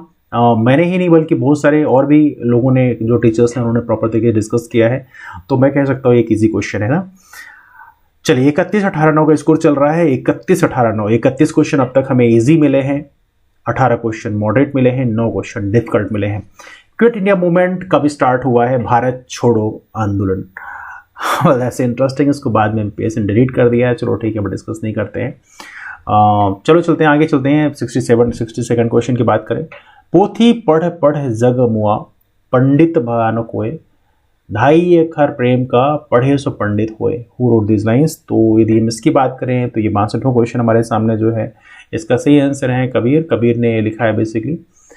Well देखा है तो ये कबीर की बहुत ही फेमस दोहा है वैसे देखा है तो, बट यू नो समटाइम्स हम लोग इतना पढ़ते नहीं हैं तो उस कंडीशन में लेकिन वैसे हिंदी यदि आपने पढ़ी है, मीन्स तैयारी करी है थोड़ा बहुत, तो आपने इसको जरूर पढ़ा होगा। दैट्स पॉसिबिलिटी, बिकॉज कबीर के बारे में हम लोगों ने पढ़ा है, ये बड़ा BS बात है। बट एनीवे मैं इसको भी डिफिकल्ट क्वेश्चन कैटेगरी में डालता हूँ। यदि किसी ने मान लीजिए नहीं पढ़ा हो, मेंस की तैयारी नहीं करी हो, तो इन दैट केस तो 31 हो गया, 18 हो गया और 10 हो गया है ना, ये आपके नया स्कोर हो गया। अगला क्वेश्चन आपके सामने, Vijayanagar empire was established. Vijayanagar empire कब एस्टेब्लिश हुआ? मुझे लगता है कि बहुत सारे लोग इसका आंसर जानते हैं और बहुत ही आसान क्वेश्चन है।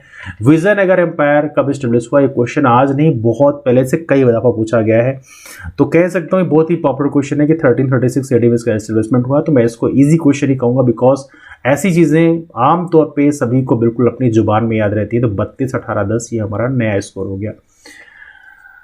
अब देखो, बाबर कब भारत में आए ये सबको याद रहता है, अकबर कब गद्दी में बैठा ये सबको याद रहता है, तो ऐसी चीज़ें बेसिकली कॉमन है, इसलिए मैं इसको मान सकता हूँ कि सभी को याद होगा। चंपारण सत्याग्रह की बात करें, ये किस लिए वाज नोन एज, जहाँ पे जो चंपारण सत्याग्रह हुआ किस चीज़ के लिए था? अब देखो यहाँ पे देखो, चंपारण सत्याग्रह हम लोगों ने कई बार डिस्कस किया है कि 3 कथिया प्रणाली के खिलाफ में चंपारण सत्याग्रह किया गया था। वहाँ पे जो राजकुमार शुक्ल थे, वहाँ के किसानों के नेता, उन्होंने गांधी जी को बेसिकली इन्वाइट किया था लखनऊ पैक्ट में। लखनऊ पैक्ट वैसे भी काफ़ी इंपॉर्टेंट है, चूँकि वहाँ पे बेसिकली गरम दल और नरम दल भी आपस में मीटअप हुए थे, तो कहीं ना कहीं ये चीज़ें काफ़ी इंपॉर्टेंट हैं। तो ये क्वेश्चन की हम बात करें, सही आंसर है 3 कथिया प्रणाली। 3/20 इसके खिलाफ में जो इंडिगो कल्टिवेटर्स उन्होंने बेसिकली इसके लिए किया था। तो 3 कथिया सिस्टम में बहुत ही कॉमन है, तो मैं इसको ईजी क्वेश्चन ही कहूँगा, बिकॉज ऐसे टर्म तो अक्सर यूज किए आते हैं। तो 33, 18, 10 ये स्कोर हो गया आपका नया। आगे चलते हैं हम, परमहंस मंडली। यहाँ पे कोई क्वेश्चन शायद मिस हुआ है, बट एनीवे थोड़ा आगे पीछे चलता है। Paramhans Mandali was established in which state? Paramhans Mandali जो है कौन से राज्य में स्थापित किया गया था? अब देखो ये क्वेश्चन भी बेसिकली हालांकि चलो ऑब्वियस है, लेकिन चलो ठीक है, इसकी यदि हम बात करें तो इसका सही आंसर वैसे महाराष्ट्र है। तो कुछ कंडीशन में यदि केस किसी से मिस हुआ हो गया दैट्स फाइन, क्योंकि परमहंस मंडली हम कम पढ़ते हैं किताबों में, हर किताब में लिखा भी नहीं है, तो इन दैट केस तो हम इसको डिफिकल्ट क्वेश्चन भी कोट करते हैं। तो 33, 18 और 11 हो गया ना, तो ये हमारा नया स्कोर हो गया 33, 18, 11। इसको लिख देता हूँ 33, 18 और 11। Who is the author of the book Tahqiq-e-Hind? अब देखो, तहकीक-ए-हिंद बहुत ही फेमस किताब है, हर किसी ने पढ़ रखी है कि अल-बरूनी की किताब है। तो मैं इसमें तो बिल्कुल एक इजी क्वेश्चन के रूप में है इसको ट्रीट करूंगा। तो that's kind of easy question, because ये क्वेश्चन हम लोगों ने कई बार डिस्कस किया है क्लास में। तो 33, 19 और 11 ये हमारा नया स्कोर हो गया। अगला है प्रार्थना समाज में एस्टैब्लिश्ड। प्रार्थना समाज कहाँ स्थापित किया गया था? प्रार्थना समाज, अब देखो ये चीज़ें हल्का सा आप गेस करोगे तो महाराष्ट्र पता चल जाएगा। प्रार्थना समाज की स्थापना किसने किया था, कहाँ किया था, ये चीज़ें बहुत बार किताबों में रिपीट होती है। तो इस क्वेश्चन को भी मैं इजी क्वेश्चन ही कहूँगा। तो ये हो गया हमारा नया स्कोर 34। चलो 33 मॉडरेट कर देते हैं अपन, इसको मॉडरेट कह देते हैं, बिकॉज कहाँ स्थापित हुआ ये चीज़ें थोड़ी कम याद रहती हैं। तो एनीवे 33, 20 एंड 11 है ना, 33, 20 एंड 11। आगे चलते हैं हम लोग।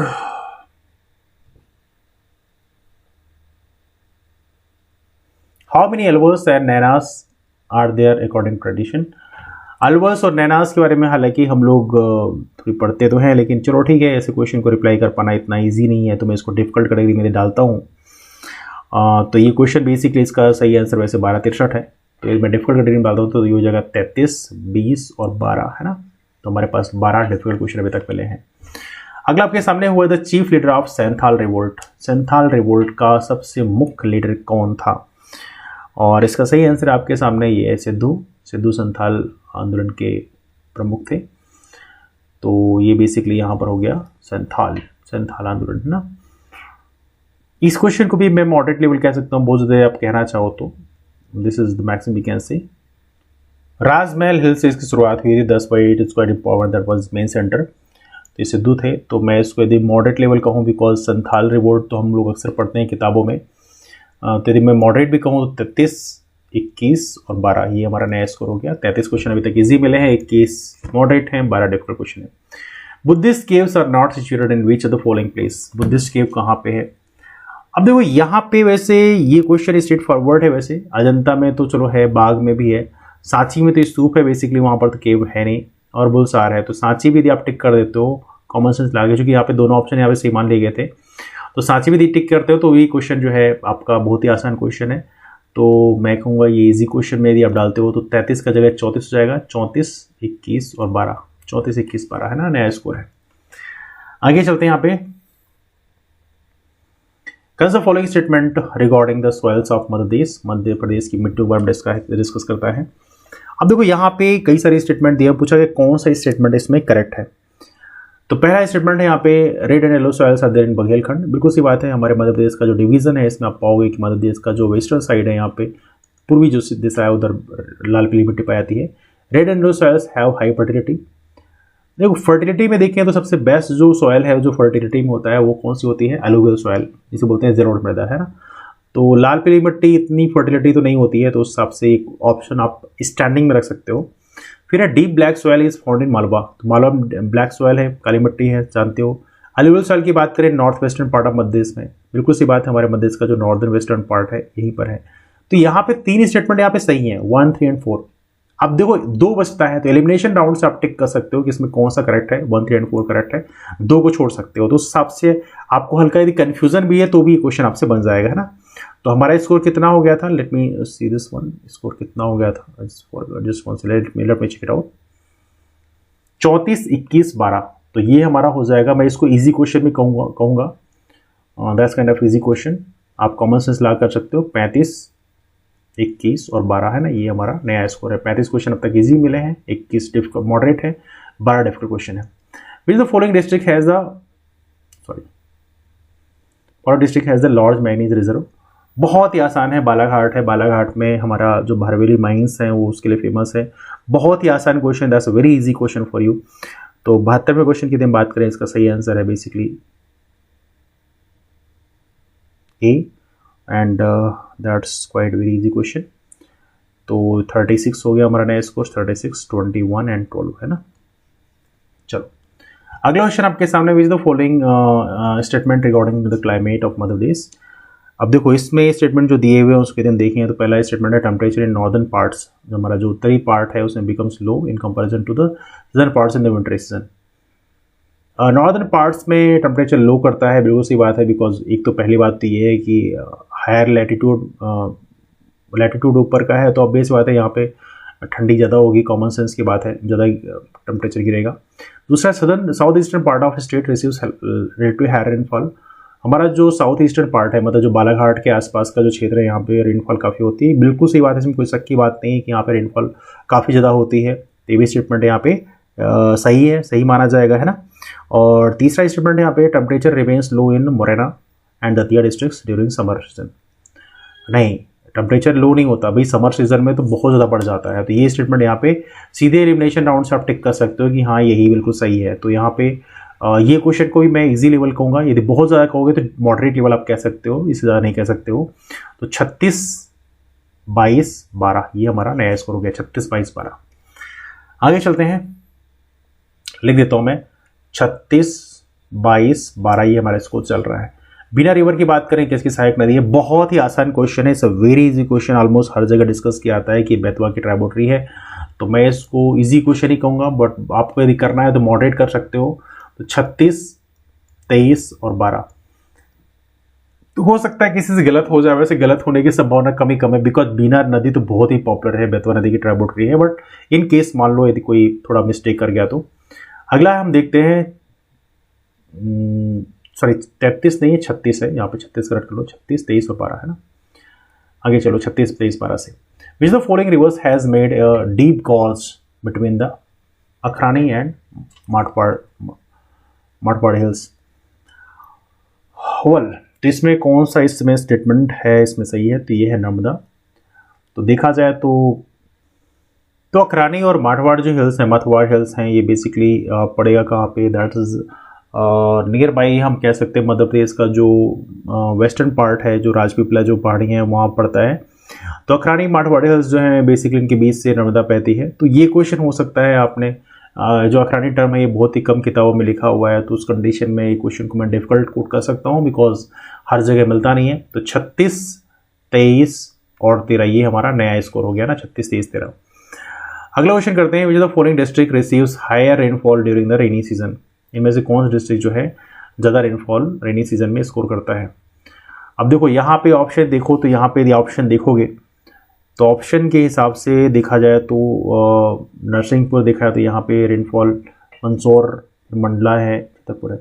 देखो यहाँ पे आप जो डिस्ट्रिक्ट्स देखोगे तो आपको पता रहना चाहिए मध्य प्रदेश का जो साउथ ईस्ट पोर्शन है यहाँ पे बहुत ज़्यादा बारिश होती है। तो उस कंडीशन में नरसिंहपुर तो यहाँ चलो बीच में आ जाएगा, मंदसौर जो है यहाँ कहीं है, फिर मंडला जो है यही पोर्शन है मंडला का, फिर छतरपुर जो है ये भी यहाँ बीच में पड़ जाता है, तो वो कहीं यहाँ पड़ जाता है। तो यहाँ पे देखा है तो यहाँ बारिश ज़्यादा होती है, तो हल्का एलिमिनेशन राउंड से आप करोगे तो मंडला यहाँ पे टिक कर सकते हो, बिकॉज सभी को पता है कि बालाघाट है उसके आसपास के एरिया में बारिश काफ़ी ज़्यादा है, वहाँ पे बहुत फॉरेस्ट कवर भी काफ़ी ज़्यादा है। तो उस कंडीशन में आप इसको टिक कर सकते हो, तो इसको हल्का मॉडरेट लेवल में आप कोट कर सकते हो। यदि आपको हल्का कॉमन सेंस लगाने में हल्की दिक्कत आ रही है तो उस कंडीशन में आप इसको मॉडरेट लेवल कोट कर सकते हो। तो 36, 24 और 13 हमारा स्कोर हो गया है ना। अगला आपके सामने है, which the following district has the maximum forest area as a percentage of the geographical area. अब देखिए इस क्वेश्चन की यदि हम बात करें तो ये है आपका Sheopur, forest area as a percentage of geographical area. Percentage के हिसाब से श्योपुर में काफ़ी ज़्यादा फॉरेस्ट एरिया है। तो इन ऑप्शंस में देखो रतलाम, श्योपुर, उज्जैन, इंदौर। उज्जैन में तो सबसे कम ही है तो उस हिसाब से ये लिमिट हो जाता है, रतलाम में भी कमी कम है, तो श्योपुर ही बेसिकली यहाँ पर पड़ता है उस कंडीशन में, बाकी इंदौर में कमी कम है। तो Sheopur is only option left over here, तो उस कंडीशन में आप इसको टिक कर सकते हो, है ना। तो ये क्वेश्चन भी मैं इसको डिफिकल्ट तो नहीं कोट कर सकता, मॉडरेट ही कोट करूंगा, बिकॉज यहाँ पे हल्का से यदि आप थोड़ा सा गेस वर्किंग करोगे तो आप इससे ये क्वेश्चन बन सकता है ना। 36, 25 और 13 ये हमारा नया स्कोर हो गया, 36, 25, 13। आगे चलते हैं, let's go for next one. मैं स्कोर अपना लिख लूँ 36, 25 और 13। With the following is a major source of irrigation Madhya Pradesh. Madhya Pradesh में इरिगेशन का मेजर सोर्स कौन सा है। आमतौर पर हम लोग अक्सर ही पढ़ते आए हैं कि वेल्स एंड ट्यूबवेल्स ही मेजर सोर्स है हमारे मध्य प्रदेश का इरिगेशन का। तो that case is quite of easy question, but in case आपको हल्का कन्फ्यूजन है तो 36, 26, 13 कर सकते हैं, बट इसको डिफिकल्ट कैटेगरी में नहीं डाल सकते, मॉडरेट से ज़्यादा ही कुछ नहीं है ना। तो 36, 26, 13 हमारा नया स्कोर हो गया। अगला क्वेश्चन आपके सामने है, which of the following statement regarding iron ore in Madhya Pradesh is not correct. कौन सा आयरन ओर के मामले में करेक्ट नहीं है। बोल देखिए इस क्वेश्चन में जो स्टेटमेंट दिया है, पहला है Madhya Pradesh ranks third in the country in the production of iron ore. Iron ore production में मध्य प्रदेश की रैंक थर्ड है। तो बेसिकली थर्ड नहीं आएगा, ये 5वें रैंक पे आएगा, बिकॉज सबसे आपकी जो रैंकिंग हमने डिस्कस किया था पहले आप लोगों से, OKCJ है ना, उड़ीसा, कर्नाटका, छत्तीसगढ़ और झारखंड, ये बेसिकली रैंकिंग है। उसके बाद MP का नंबर आता है। तो यहाँ पे देखा तो ये ऑप्शन ही आपको यहाँ पे गलत किए हो, तो ये स्टेटमेंट यहाँ पे गलत है। Hematite deposits are in the north eastern part of Jabalpur, ये चलो सही है। Content of mica and silica is high in the deposits, ये भी सही है।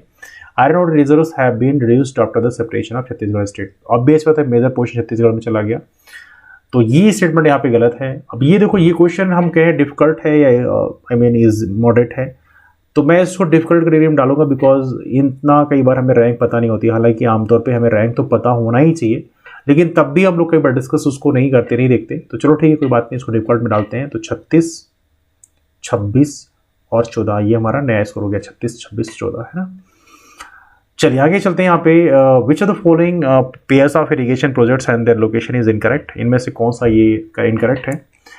अब देखो यहाँ पे ऑप्शन दिए आपके सामने, प्रोजेक्ट हैं, डिस्ट्रिक्ट दिए हुए हैं आपके सामने, और इसमें दिखाया तो बरना जो है रायसेन में है, कोलार जो है सीहोर में है, सुक्ता जो है ये इसका ऑप्शन दिया है यहाँ पे बैतूल, और देखा जाए तो यही बेसिकली यहाँ पे इनकरेक्ट स्टेटमेंट है, सुक्ता जो है बैतूल में नहीं है। तो ये फिर कहाँ पे, ये बेसिकली खंडवा के इलाके में पड़ेगा, और सुक्ता को ही भगवान सागर प्रोजेक्ट बोलते हैं, तो थोड़ा सा ध्यान रखना। पुनासा जो है खंडवा में है, तो ये सारे ऑप्शन यहाँ पे सही हैं। बाकी सुक्ता जो है वो बैतूल में नहीं है, बल्कि कहाँ पे पड़ेगा, खंडवा में पड़ेगा, है ना। तो ये स्टेटमेंट बेसिकली यहाँ पे इनकरेक्ट है। तो ये सुक्ता प्रोजेक्ट के बारे में तो खूब सारा आप लोगों ने पढ़े रखा होगा, तो मैं इसको मॉडरेट लेवल बहुत ज़्यादा कोट कर सकता हूँ। यदि वैसे तो ईजी है, लेकिन बहुत ज़्यादा यदि आप देखना चाहते हो मॉडरेट लेवल में कह सकते हैं। तो 36, 27, 14 हो गया, कितना हो गया हमारा स्कोर नया, 36, 26, 27 एंड 14 है ना, 36, 27, 14। आगे चलते हैं यहाँ पे, let's see the next question. From which article does the president of India derive his pardoning power. Pardoning power राष्ट्रपति कौन सी है। अब देखो राष्ट्रपति की पार्डनिंग पावर तो बहुत ही कॉमन क्वेश्चन है, बहुत ही आसान क्वेश्चन भी है आपके हिसाब से देखा जाए तो। लेकिन यदि कुछ लोग कहते हैं कि भाई ये थोड़ा मॉडरेट में अकाउंट किया जाना चाहिए, तो चलो ठीक है, तो हम लोग इसको करते हैं 36, 28 और 14। ये हमारा हो जाएगा 36, 28 और 14। यदि मॉडरेट में काउंट करते हो, वैसे इजी में काउंट किया जाना चाहिए, but anyway that's moderate. Who said the following words about the fundamental rights. लिखा है fundamental rights would be looked upon not from the point of view of any particular difficulty of that moment, but as something that you want to make permanent this constitution. 82वें question हम लोग हिंदी वाला term पढ़ लेते हैं, because Hindi पढ़ना चाहिए। मौलिक अधिकारों के बारे में निम्नलिखित शब्द किसने कहे। एक, मौलिक अधिकारों को क्षण की किसी विशेष कठिनाई के दृष्टिकोण से नहीं देखा जाना चाहिए, बल्कि एक ऐसी चीज के रूप में जिसे आप संविधान में स्थायी बनाना चाहते हैं।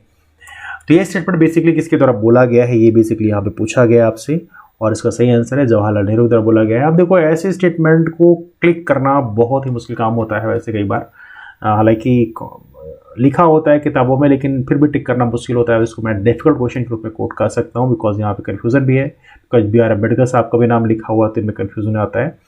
तो ये क्वेश्चन हो गया 36, 28 और 15, ये हमारा नया स्कोर हो गया, बिकॉज डिफिकल्ट क्वेश्चन कैटेगरी में आएगा। आगे चलते हैं यहाँ पे, which article of the Indian constitution provides the provision related to the impeachment of president. Impeachment president बहुत ही कॉमन चीज़ है। राष्ट्रपति के महाभियोग की चर्चा जो है ये आमतौर पे हम लोग इस आर्टिकल को पढ़ते ही, आर्टिकल 61 है, 10 वेरी कॉमन वन। तो इस क्वेश्चन का इस कंडीशन है, मैं इसको बहुत ज़्यादा ईजी क्वेश्चन में कोट करूंगा। यदि आप चाहें तो मॉडरेट में कह सकते हैं, लेकिन ये ईजी क्वेश्चन में काउंट किया जाना चाहिए। लेकिन चलो मॉडरेट में यदि हम काउंट करते हैं तो स्कोर हो जाएगा 36, 29, 15। कितना हो गया, 36, 29 और 15 है ना। चलिए आगे चलते हैं, let's go for next one. 36, 29, 15 ये हमारा नया स्कोर है। क्या है, 36, 29, 15, बिकॉज ये भूल जाता है कई बार। अगला आपके सामने है, which of the following A benefit of industrial development and foreign trade. Industrial development और फॉरेन ट्रेड का बेनिफिट इनमें से कौन सा है। इंडस्ट्रियल डेवलपमेंट मतलब इंडस्ट्रीज बड़ी मात्रा में आ रही हैं, फॉरेन विदेश से हमारा जो ट्रेड भी हो रहा है, व्यापार भी हो रहा है, तो उसमें से क्या बेनिफिट है इसका। तो ये स्टेटमेंट यहाँ पे दिए हुए हैं, थोड़ा सा देखते हैं। पहला है इंक्रीज्ड कंपटीशन, कंपटीशन बढ़ेगा, बिल्कुल सी बात है, कंपटीशन बढ़ेगा, इसमें कोई शक की बात नहीं है। दूसरा है रिड्यूस्ड अवेलेबिलिटी ऑफ गुड्स। देखो ये तो बिल्कुल उल्टा है भाई, अवेलेबिलिटी ऑफ गुड्स बढ़ेगा कि घटेगा, बड़ा भी ऐसी बात है, बढ़ेगा। Decrease economic growth, economic growth बढ़ेगा भैया, जब जहाँ पे ज़्यादा लोग इन्वेस्ट करेंगे तो इकोनॉमिक ग्रोथ बढ़ेगा। हायर अनएम्प्लॉयमेंट रेट्स, भाई जब ज़्यादा कंपनी लगेंगे तो अनएम्प्लॉयमेंट रेट्स ऑब्वियस बात है घटेगा। तो उस कंडीशन में यहाँ पे तीनों स्टेटमेंट गलत है। पहला कंपटीशन, पहला यहाँ पे सही है, और मैं इसको ईजी में कहना चाहूँगा, लेकिन यदि आप इसको मॉडरेट भी लेना चाहते हो तो 36, 30 और 15, बिकॉज हमारे यहाँ क्या लोग इकोनॉमिक क्वेश्चन से थोड़ा सा हेजिटेट करते हैं, तो इकोनॉमिक क्वेश्चन देख कर ही थोड़ा सा कंफ्यूजन में आते हैं। बट एनीवे ये दैट्स इजी क्वेश्चन, बट फिर भी हमने इसको मॉडरेट में काउंट किया है। In which year was the reserve bank of India nationalized. बहुत ही आसान क्वेश्चन है, रिजर्व बैंक ऑफ इंडिया किसने नेशनलाइज किया, बल्कि मैं इसको एक इजी क्वेश्चन में ही काउंट करूंगा, बिकॉज ये ऑलमोस्ट हर किसी की जुबान में है कि 1949 में नेशनलाइज किया गया है। तो एक इजी क्वेश्चन है, हम कह सकते हैं। तो ये 36 हो गया, 30 हो गया, और सॉरी 36 नहीं बल्कि 37, 30 और 15 हो गया। 37, 30, 15 ये हमारा नया स्कोर है। चलिए आगे चलते हैं, let's move for next question. According to which article of Indian Constitution can the President of India, in consultation with the Chief Justice, transfer a judge of High Court from one court to another? कौन सा article mention है? और इस question की यदि बात करें, इसका सही आंसर है आर्टिकल 222। ये ऐसी चीज़ें याद रखना थोड़ा मुश्किल होता है, because that's kind of little bit difficult one, because हालांकि हम लोग इसके बारे में पढ़ते हैं, लेकिन फिर भी ऐसे क्वेश्चन को हिट करना थोड़ा सा मैं डिफिकल्ट मानता हूँ। That's kind of difficult we can say. तो ये हो जाएगा आपका 37, 30 और 16। ये आपका 37, 30, 16 का हिसाब हो गया। हालांकि बहुत ज़्यादा डिफिकल्ट नहीं है, लेकिन चूंकि आमतौर पे हम लोग पढ़ते ही इन चीज़ों के बारे में, लेकिन फिर भी चीज़ों को रिकॉल कर पाना, याद रख पाना बार बार, चूंकि बार बार रिपीट नहीं होती है इस चीज़ें, इसलिए हमने इसको डिफिकल्ट कैटेगरी में रखा है। 37, 30, 16 हमारा नया स्कोर है 37, 30 और 16। When did Nehru introduce the objective resolution in the Constituent Assembly? संविधान सभा में ऑब्जेक्टिव रेजोल्यूशन जो है कब प्रस्तुत किया गया? ये जो क्वेश्चन है ये आमतौर पर किताबों में कई जगह मिलता है और ऑलमोस्ट हर किताब मिलता है कि 13 दिसंबर को इंट्रोड्यूस किया गया था। तो इस क्वेश्चन को मैं एक इजी क्वेश्चन में काउंट करना चाहूँगा, लेकिन यदि आप मॉडरेट में भी काउंट करते हो तो ये स्कोर हो जाएगा 37, 37, 31 और 16, है ना। अगला आपके सामने 91st अमेंडमेंट एक्ट के बारे में पूछा गया है आपसे इनमें से क्या चीज़ उसके बारे में बात करती है। तो इसमें देखा है तो यहाँ पे पहला स्टेटमेंट है ceiling of the size of council of minister. बिल्कुल सही बात है, 15% की लिमिट डाल दिया था कि 15% ज़्यादा सीओएम काउंसिल ऑफ मिनिस्टर नहीं हो सकते हैं लोअर हाउस से। तो देखा है तो ये राज्यों के लिए भी था और केंद्र के लिए भी था, दोनों के लिए बेसिकली था। ये सारा का सारा खेल काउंसिल ऑफ मिनिस्टर के लिए, मतलब मंत्रिपरिषद के लिए था। तो बाकी जो स्टेटमेंट का कोई मतलब यहाँ पे नहीं होता है। तो यहाँ पे ये क्वेश्चन को मैं एक ईजी लेवल क्वेश्चन ही काउंट यदि करता हूँ तो यहाँ पे क्या हो जाएगा आपका 38 हो गया, 38, 31 और 16, 38, 31, 16। बिकॉज 91st अमेंडमेंट तो ऑलमोस्ट सभी को याद ही रहता है यार, बहुत कॉमन है। और ये अमेंडमेंट तो मतलब बहुत ही इंपॉर्टेंट भी है, इसलिए हम लोग इसको पढ़ते ही पढ़ते हैं। अगला which act establish the dyarchy system in the province. Dyarchy system प्रांतों में देखो 2 ही एक्ट पढ़ने थे, 1919 एक्ट और 1935 एक्ट। अब 2 एक्ट में देखा जाए तो ये क्वेश्चन को टिक कर पाना बहुत ही आसान है, बिकॉज यही सिर्फ आपको पढ़ना था। एक तो डायरकी पढ़ना था कौन सा किस एक्ट के द्वारा लाया गया, और दूसरा था एक आपने पढ़ा था वो जो आपने एक बाइकैमरलिज्म जो स्टार्ट किया गया था, द्विसदनीय प्रणाली। डायरकी मतलब द्वैसदन प्रणाली और द्विसदनीय प्रणाली, यही चीज़ें पढ़नी थी। कौन से एक्ट के द्वारा कौन सा लाया गया। तो बहुत ही आसान क्वेश्चन मैं इसको कहूँगा, बिकॉज ऐसे क्वेश्चन तो मतलब 2 टॉपिक ही बस केवल दिए हैं, तो ऐसे क्वेश्चन करना बहुत आसान है। 1919 एक्ट जिसे हम लोग मोंटेगू चेम्सफोर्ड रिफॉर्म बोलते हैं, उसके द्वारा लाया गया। तो इस क्वेश्चन को मैं इजी लेवल क्वेश्चन कोट करूंगा, बिकॉज ये क्वेश्चन हम लोगों ने बहुत बार डिस्कस किया था क्लास में। तो 39, 31 और 16 का हमारा हिसाब हो गया। आगे चलते हैं यहाँ पे, let's go for next one.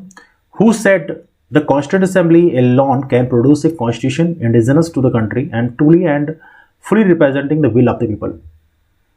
चलो इसको हिंदी वर्जन भी पढ़ते हैं आराम से। So let me get the Hindi version as well. पूछा किसने कहा था कि संविधान सभा अकेले ही देश के लिए एक स्वदेशी संविधान का निर्माण कर सकती है, तो सही मायने में पूरी तरह से लोगों की इच्छा का प्रतिनिधित्व कर सकती है। स्टेटमेंट किसने कहा था? ऐसे स्टेटमेंट को रिप्लाई करना मुश्किल होता है, हालांकि महात्मा गांधी जी द्वारा कहा गया था, लेकिन फिर भी यहाँ पे कंफ्यूजन हुआ है बहुत सारे लोगों को। कुछ लोगों ने बोला जवाहरलाल नेहरू ने कहा, कुछ लोगों ने कहा डॉक्टर अम्बेडकर साहब ने कहा। कंफ्यूजन जहाँ पे होता है तो उसको मैं डिफिकल्ट क्वेश्चन कोट कर सकता हूँ, बिकॉज स्टेटमेंट ऐसे याद रखना मुश्किल होता है। तो 39, 31 और 17 ये हमारा नया स्कोर हो गया है ना, 39, 31, 17। आगे हम देखें तो यहाँ पे 39, 31 और 17 में लिख देता हूँ इसको। Nirmal Verma award is given Madhya Pradesh culture department द्वारा दिया जाता है। निर्मल वर्मा अवार्ड किस क्षेत्र में दिया जाता है? और इसका सही आंसर है आपका हिंदी लैंग्वेज प्रमोशन में दिया जाता है, एनराइज में निर्मल वर्मा अवार्ड, है ना। देखिए हिंदी लैंग्वेज के प्रमोशन में निर्मल वर्मा जी का कंट्रीब्यूशन काफ़ी महत्वपूर्ण माना जाता है। तो उस कंडीशन में यदि आपको हल्का सा निर्मल वर्मा साहब के बारे में पता है तो आप इस क्वेश्चन को सही कोट कर सकते हो। वैसे देखा है तो इतना मुश्किल नहीं था। हाँ कह सकते हैं मॉडरेट लेवल, आप कह सकते हो Nirmal Verma is very famous personality, तो इन कंडीशन में आप इसको मॉडरेट कोट कर सकते हो। तो यहाँ पे मॉडरेट में यदि हम डालते हैं तो 39, 31 की जगह 32 जाएगा, 39, 32 और 17, है ना, निर्मल वर्मा। वैसे आप इसको चाहो तो डिफिकल्ट पे भी कोट कर सकते हो, बिकॉज निर्मल वर्मा के बारे में यदि आपने हल्का भी सुन रखा है और कल्चर डिपार्टमेंट की बात की जा रही है तो कल्चर डिपार्टमेंट की बात की जा रही है तो यू नो। एनीवे अगला हमारा स्टेटमेंट है, अगला क्वेश्चन हमारा, which is the following national park is the first in India to officially introduce a mascot named Bhoorsingh बारा सिंह। ये बहुत ही आसान क्वेश्चन है, कितनी बार डिस्कस किया है कान्हा नेशनल पार्क के बारे में और ये कब से डिस्कस किया जा रहा है? ऑलमोस्ट हर बार वीडियोस के माध्यम से हम लोग इसके बारे में डिस्कस करते हैं। तो ये क्वेश्चन बहुत ही आसान क्वेश्चन मैं कहूँगा। तो नया स्कोर हो गया 40 32 17। कितना हो गया आपका? 40 32 17 है ना। अगला क्वेश्चन आपके सामने है, which among the following statement is not correct for famous Dokra art. Dokra art के बारे में कौन सा स्टेटमेंट सही नहीं है? ये हमारा 93rd क्वेश्चन हो गया। तो इसमें दो ऑप्शन सही दिए हैं, it is decorative cloth art associated with the marriage ceremony, और आर एस ने यहाँ पे ट्रू बोले हैं। अजीब सा कंफ्यूजन है थोड़ा सा इसमें देखा जाए तो डोकरा आर्ट के बारे में, तो that's fine. Decorative cloth art है, बड़ा बेस बात है, कई जगह non ferrous metal moulding art भी काउंट किया आता है। तो देखा तो ये डोकरा आर्ट में सारी चीज़ें चलती हैं वैसे ऐसा, तो उस कंडीशन में सारे स्टेटमेंट यहाँ पे सही मान लिए गए थे। तो देखा जाए तो जब सारे स्टेटमेंट सही हैं तो भाई आमतौर पे लोग तुक्का ऐसे मार लेते हैं वैसे, तो उस कंडीशन में मुझे लगता है कि क्वेश्चन डिफिकल्ट तो मैं नहीं मानूंगा, बिकॉज जब दो ऑप्शन यहाँ पे सही हो गया तो भाई डिफिकल्ट कैसे हो गया। तो 40 33 17 हम कह सकते हैं। नया स्कोर हमारा है 40 33 17। वैसे तो क्वेश्चन डिफिकल्ट हो सकता था, लेकिन चूंकि यहाँ पे मल्टीपल ऑप्शन सही हैं तो उस कंडीशन में 40 33 17 हमारा स्कोर होता है। ठीक है, मॉडरेट लेवल हम काउंट करेंगे। आगे चलते हैं 40 33 17 स्कोर के साथ में। 40 33 17। Which of the following stupa gateway depicts the pilgrimage of the Bodhi tree by Ashoka with his two queens? इस क्वेश्चन की बात करें, इसका सही आंसर है सांची का स्तूप। सांची के स्तूप में इस चीज को रिपीट किया गया है, अशोक ने बनवाया है, तो उस कंडीशन में मोस्टली जो है लोगों का गेस इसी क्वेश्चन में जाता है। तो मॉडरेट लेवल हम कह सकते हैं, we can call it moderate question. तो 40 34 और 17 हो गया। फेमस फ्रीडम फाइटर हैं भागीरथ, सिलावट, सादत खान एंड वंश गोपाल।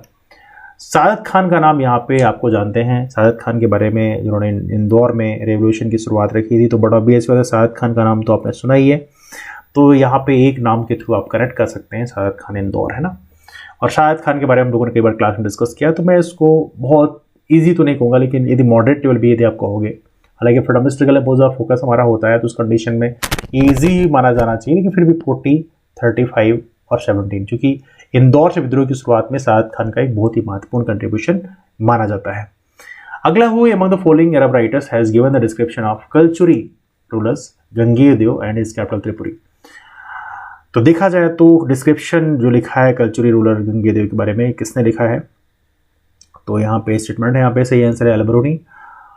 चलो ठीक है, ऐसे इस क्वेश्चन जो है टिक करना इतना आसान नहीं है, तो मैं इसको यदि डिफिकल्ट भी करार देता हूँ तो यहाँ पे हो जाएगा 40 35 35 18, है ना। अगला क्वेश्चन आपके सामने है, we have next question, which is the following pairs is incorrect. इनमें से कौन सा इनकरेक्ट है? अब इसमें ऑप्शन आपके सामने दिया हुआ है, और इसमें साकेत रामायण कला संग्रहालय ओरछा में है, प्रेमचंद्र सृजन पीठ उज्जैन में है, मुक्तिबोध सृजन पीठ जो है सागर में है, तुलसी शोध संस्थान जो है ये आपका भोपाल में नहीं है। कहाँ पर है? ये है चित्रकूट में। तो इस तरह से आप इसको एलिमिनेट कर सकते हो। तो यहाँ पे मैं इसको डिफिकल्ट तो नहीं बल्कि मॉडरेट लेवल कहूँगा, बिकॉज तुलसी शोध संस्थान के बारे में तो पता होना ही चाहिए, और अभी अच्छी बात है। तो 40 हो गया, 36 हो गया और 18 हो गया ना, एज ऑफ नाउ ये स्ट्रक्चर है हमारा। अगला क्वेश्चन हमारे सामने है, क्या है हमारा क्या स्ट्रक्चर है? 40 36 18। 40 right down 40 36 18। Pandit Dwarka Prasad Mishra was the chief editor of which of the following newspaper. Pandit Dwarka Prasad Mishra से पूछा गया है, फेमस पर्सनालिटीज हैं, तो ऑब्वियस बात यहाँ से क्वेश्चन बनता ही है, और ये क्वेश्चन मैं कहूँगा ये इजी क्वेश्चन है, लोकमत है। बट चलो मॉडरेट में भी काउंट करते हो तो 40 37 18 हो जाएगा, है ना।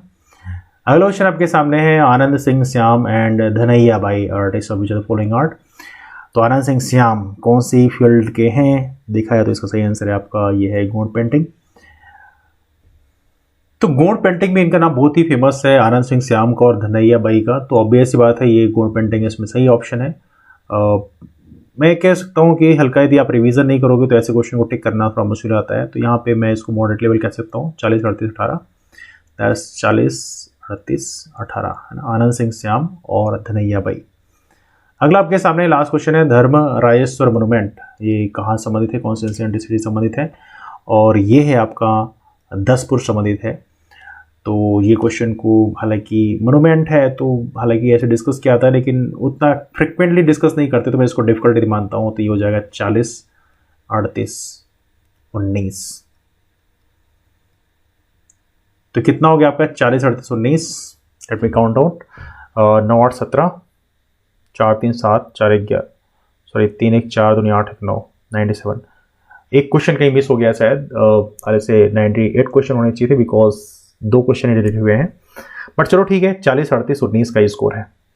अब चलो यदि मैं डिस्कस करता हूं इसके बारे में, हमारा स्कोर कितना है 40, 38, 19 का। 40, 38, 19 का स्कोर है। हालांकि इसमें मैंने कुछ डिफिकल्ट में एक मॉडरेट लेवल क्वेश्चन को भी मैंने कुछ डाल दिया है, बट इसलिए 19 स्कोर हो गया, वरना ये शायद 15-16 में वाइंड अप हो जाता। बट एनीवे 40 क्वेश्चन यहाँ पे ऐसे क्वेश्चन हैं जो इजी लेवल क्वेश्चन है, मतलब जिनको देखकर ही आप टिक कर सकते हो। आमतौर पर किसी ने जनरल पढ़ाई भी करी है तो 40 क्वेश्चन उससे आसानी से बन जाते हैं।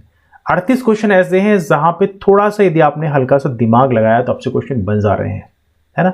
तो 40, 38 को यदि आप जोड़ो तो कितना होता है 78 क्वेश्चन होते हैं। और 19 क्वेश्चन ऐसे माने गए जो डिफिकल्ट माने गए, मतलब यदि इसमें एक स्पेशलाइज्ड नॉलेज नहीं लिया आपने तो उस कंडीशन में क्वेश्चन नहीं बन रहे हैं, है ना।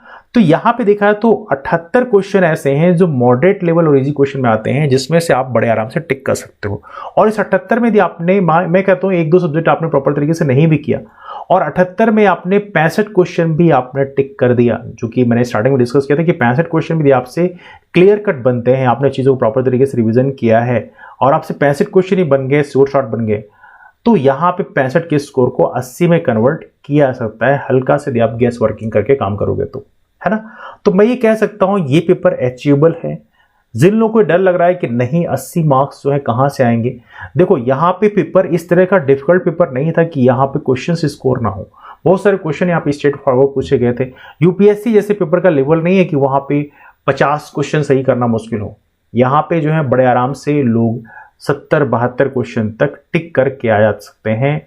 ये पेपर इतना डिफिकल्ट नहीं है और उसको गैस वर्किंग आप हल्का कर दोगे तो बड़े आराम से आप 80 तक पहुंच जाओगे।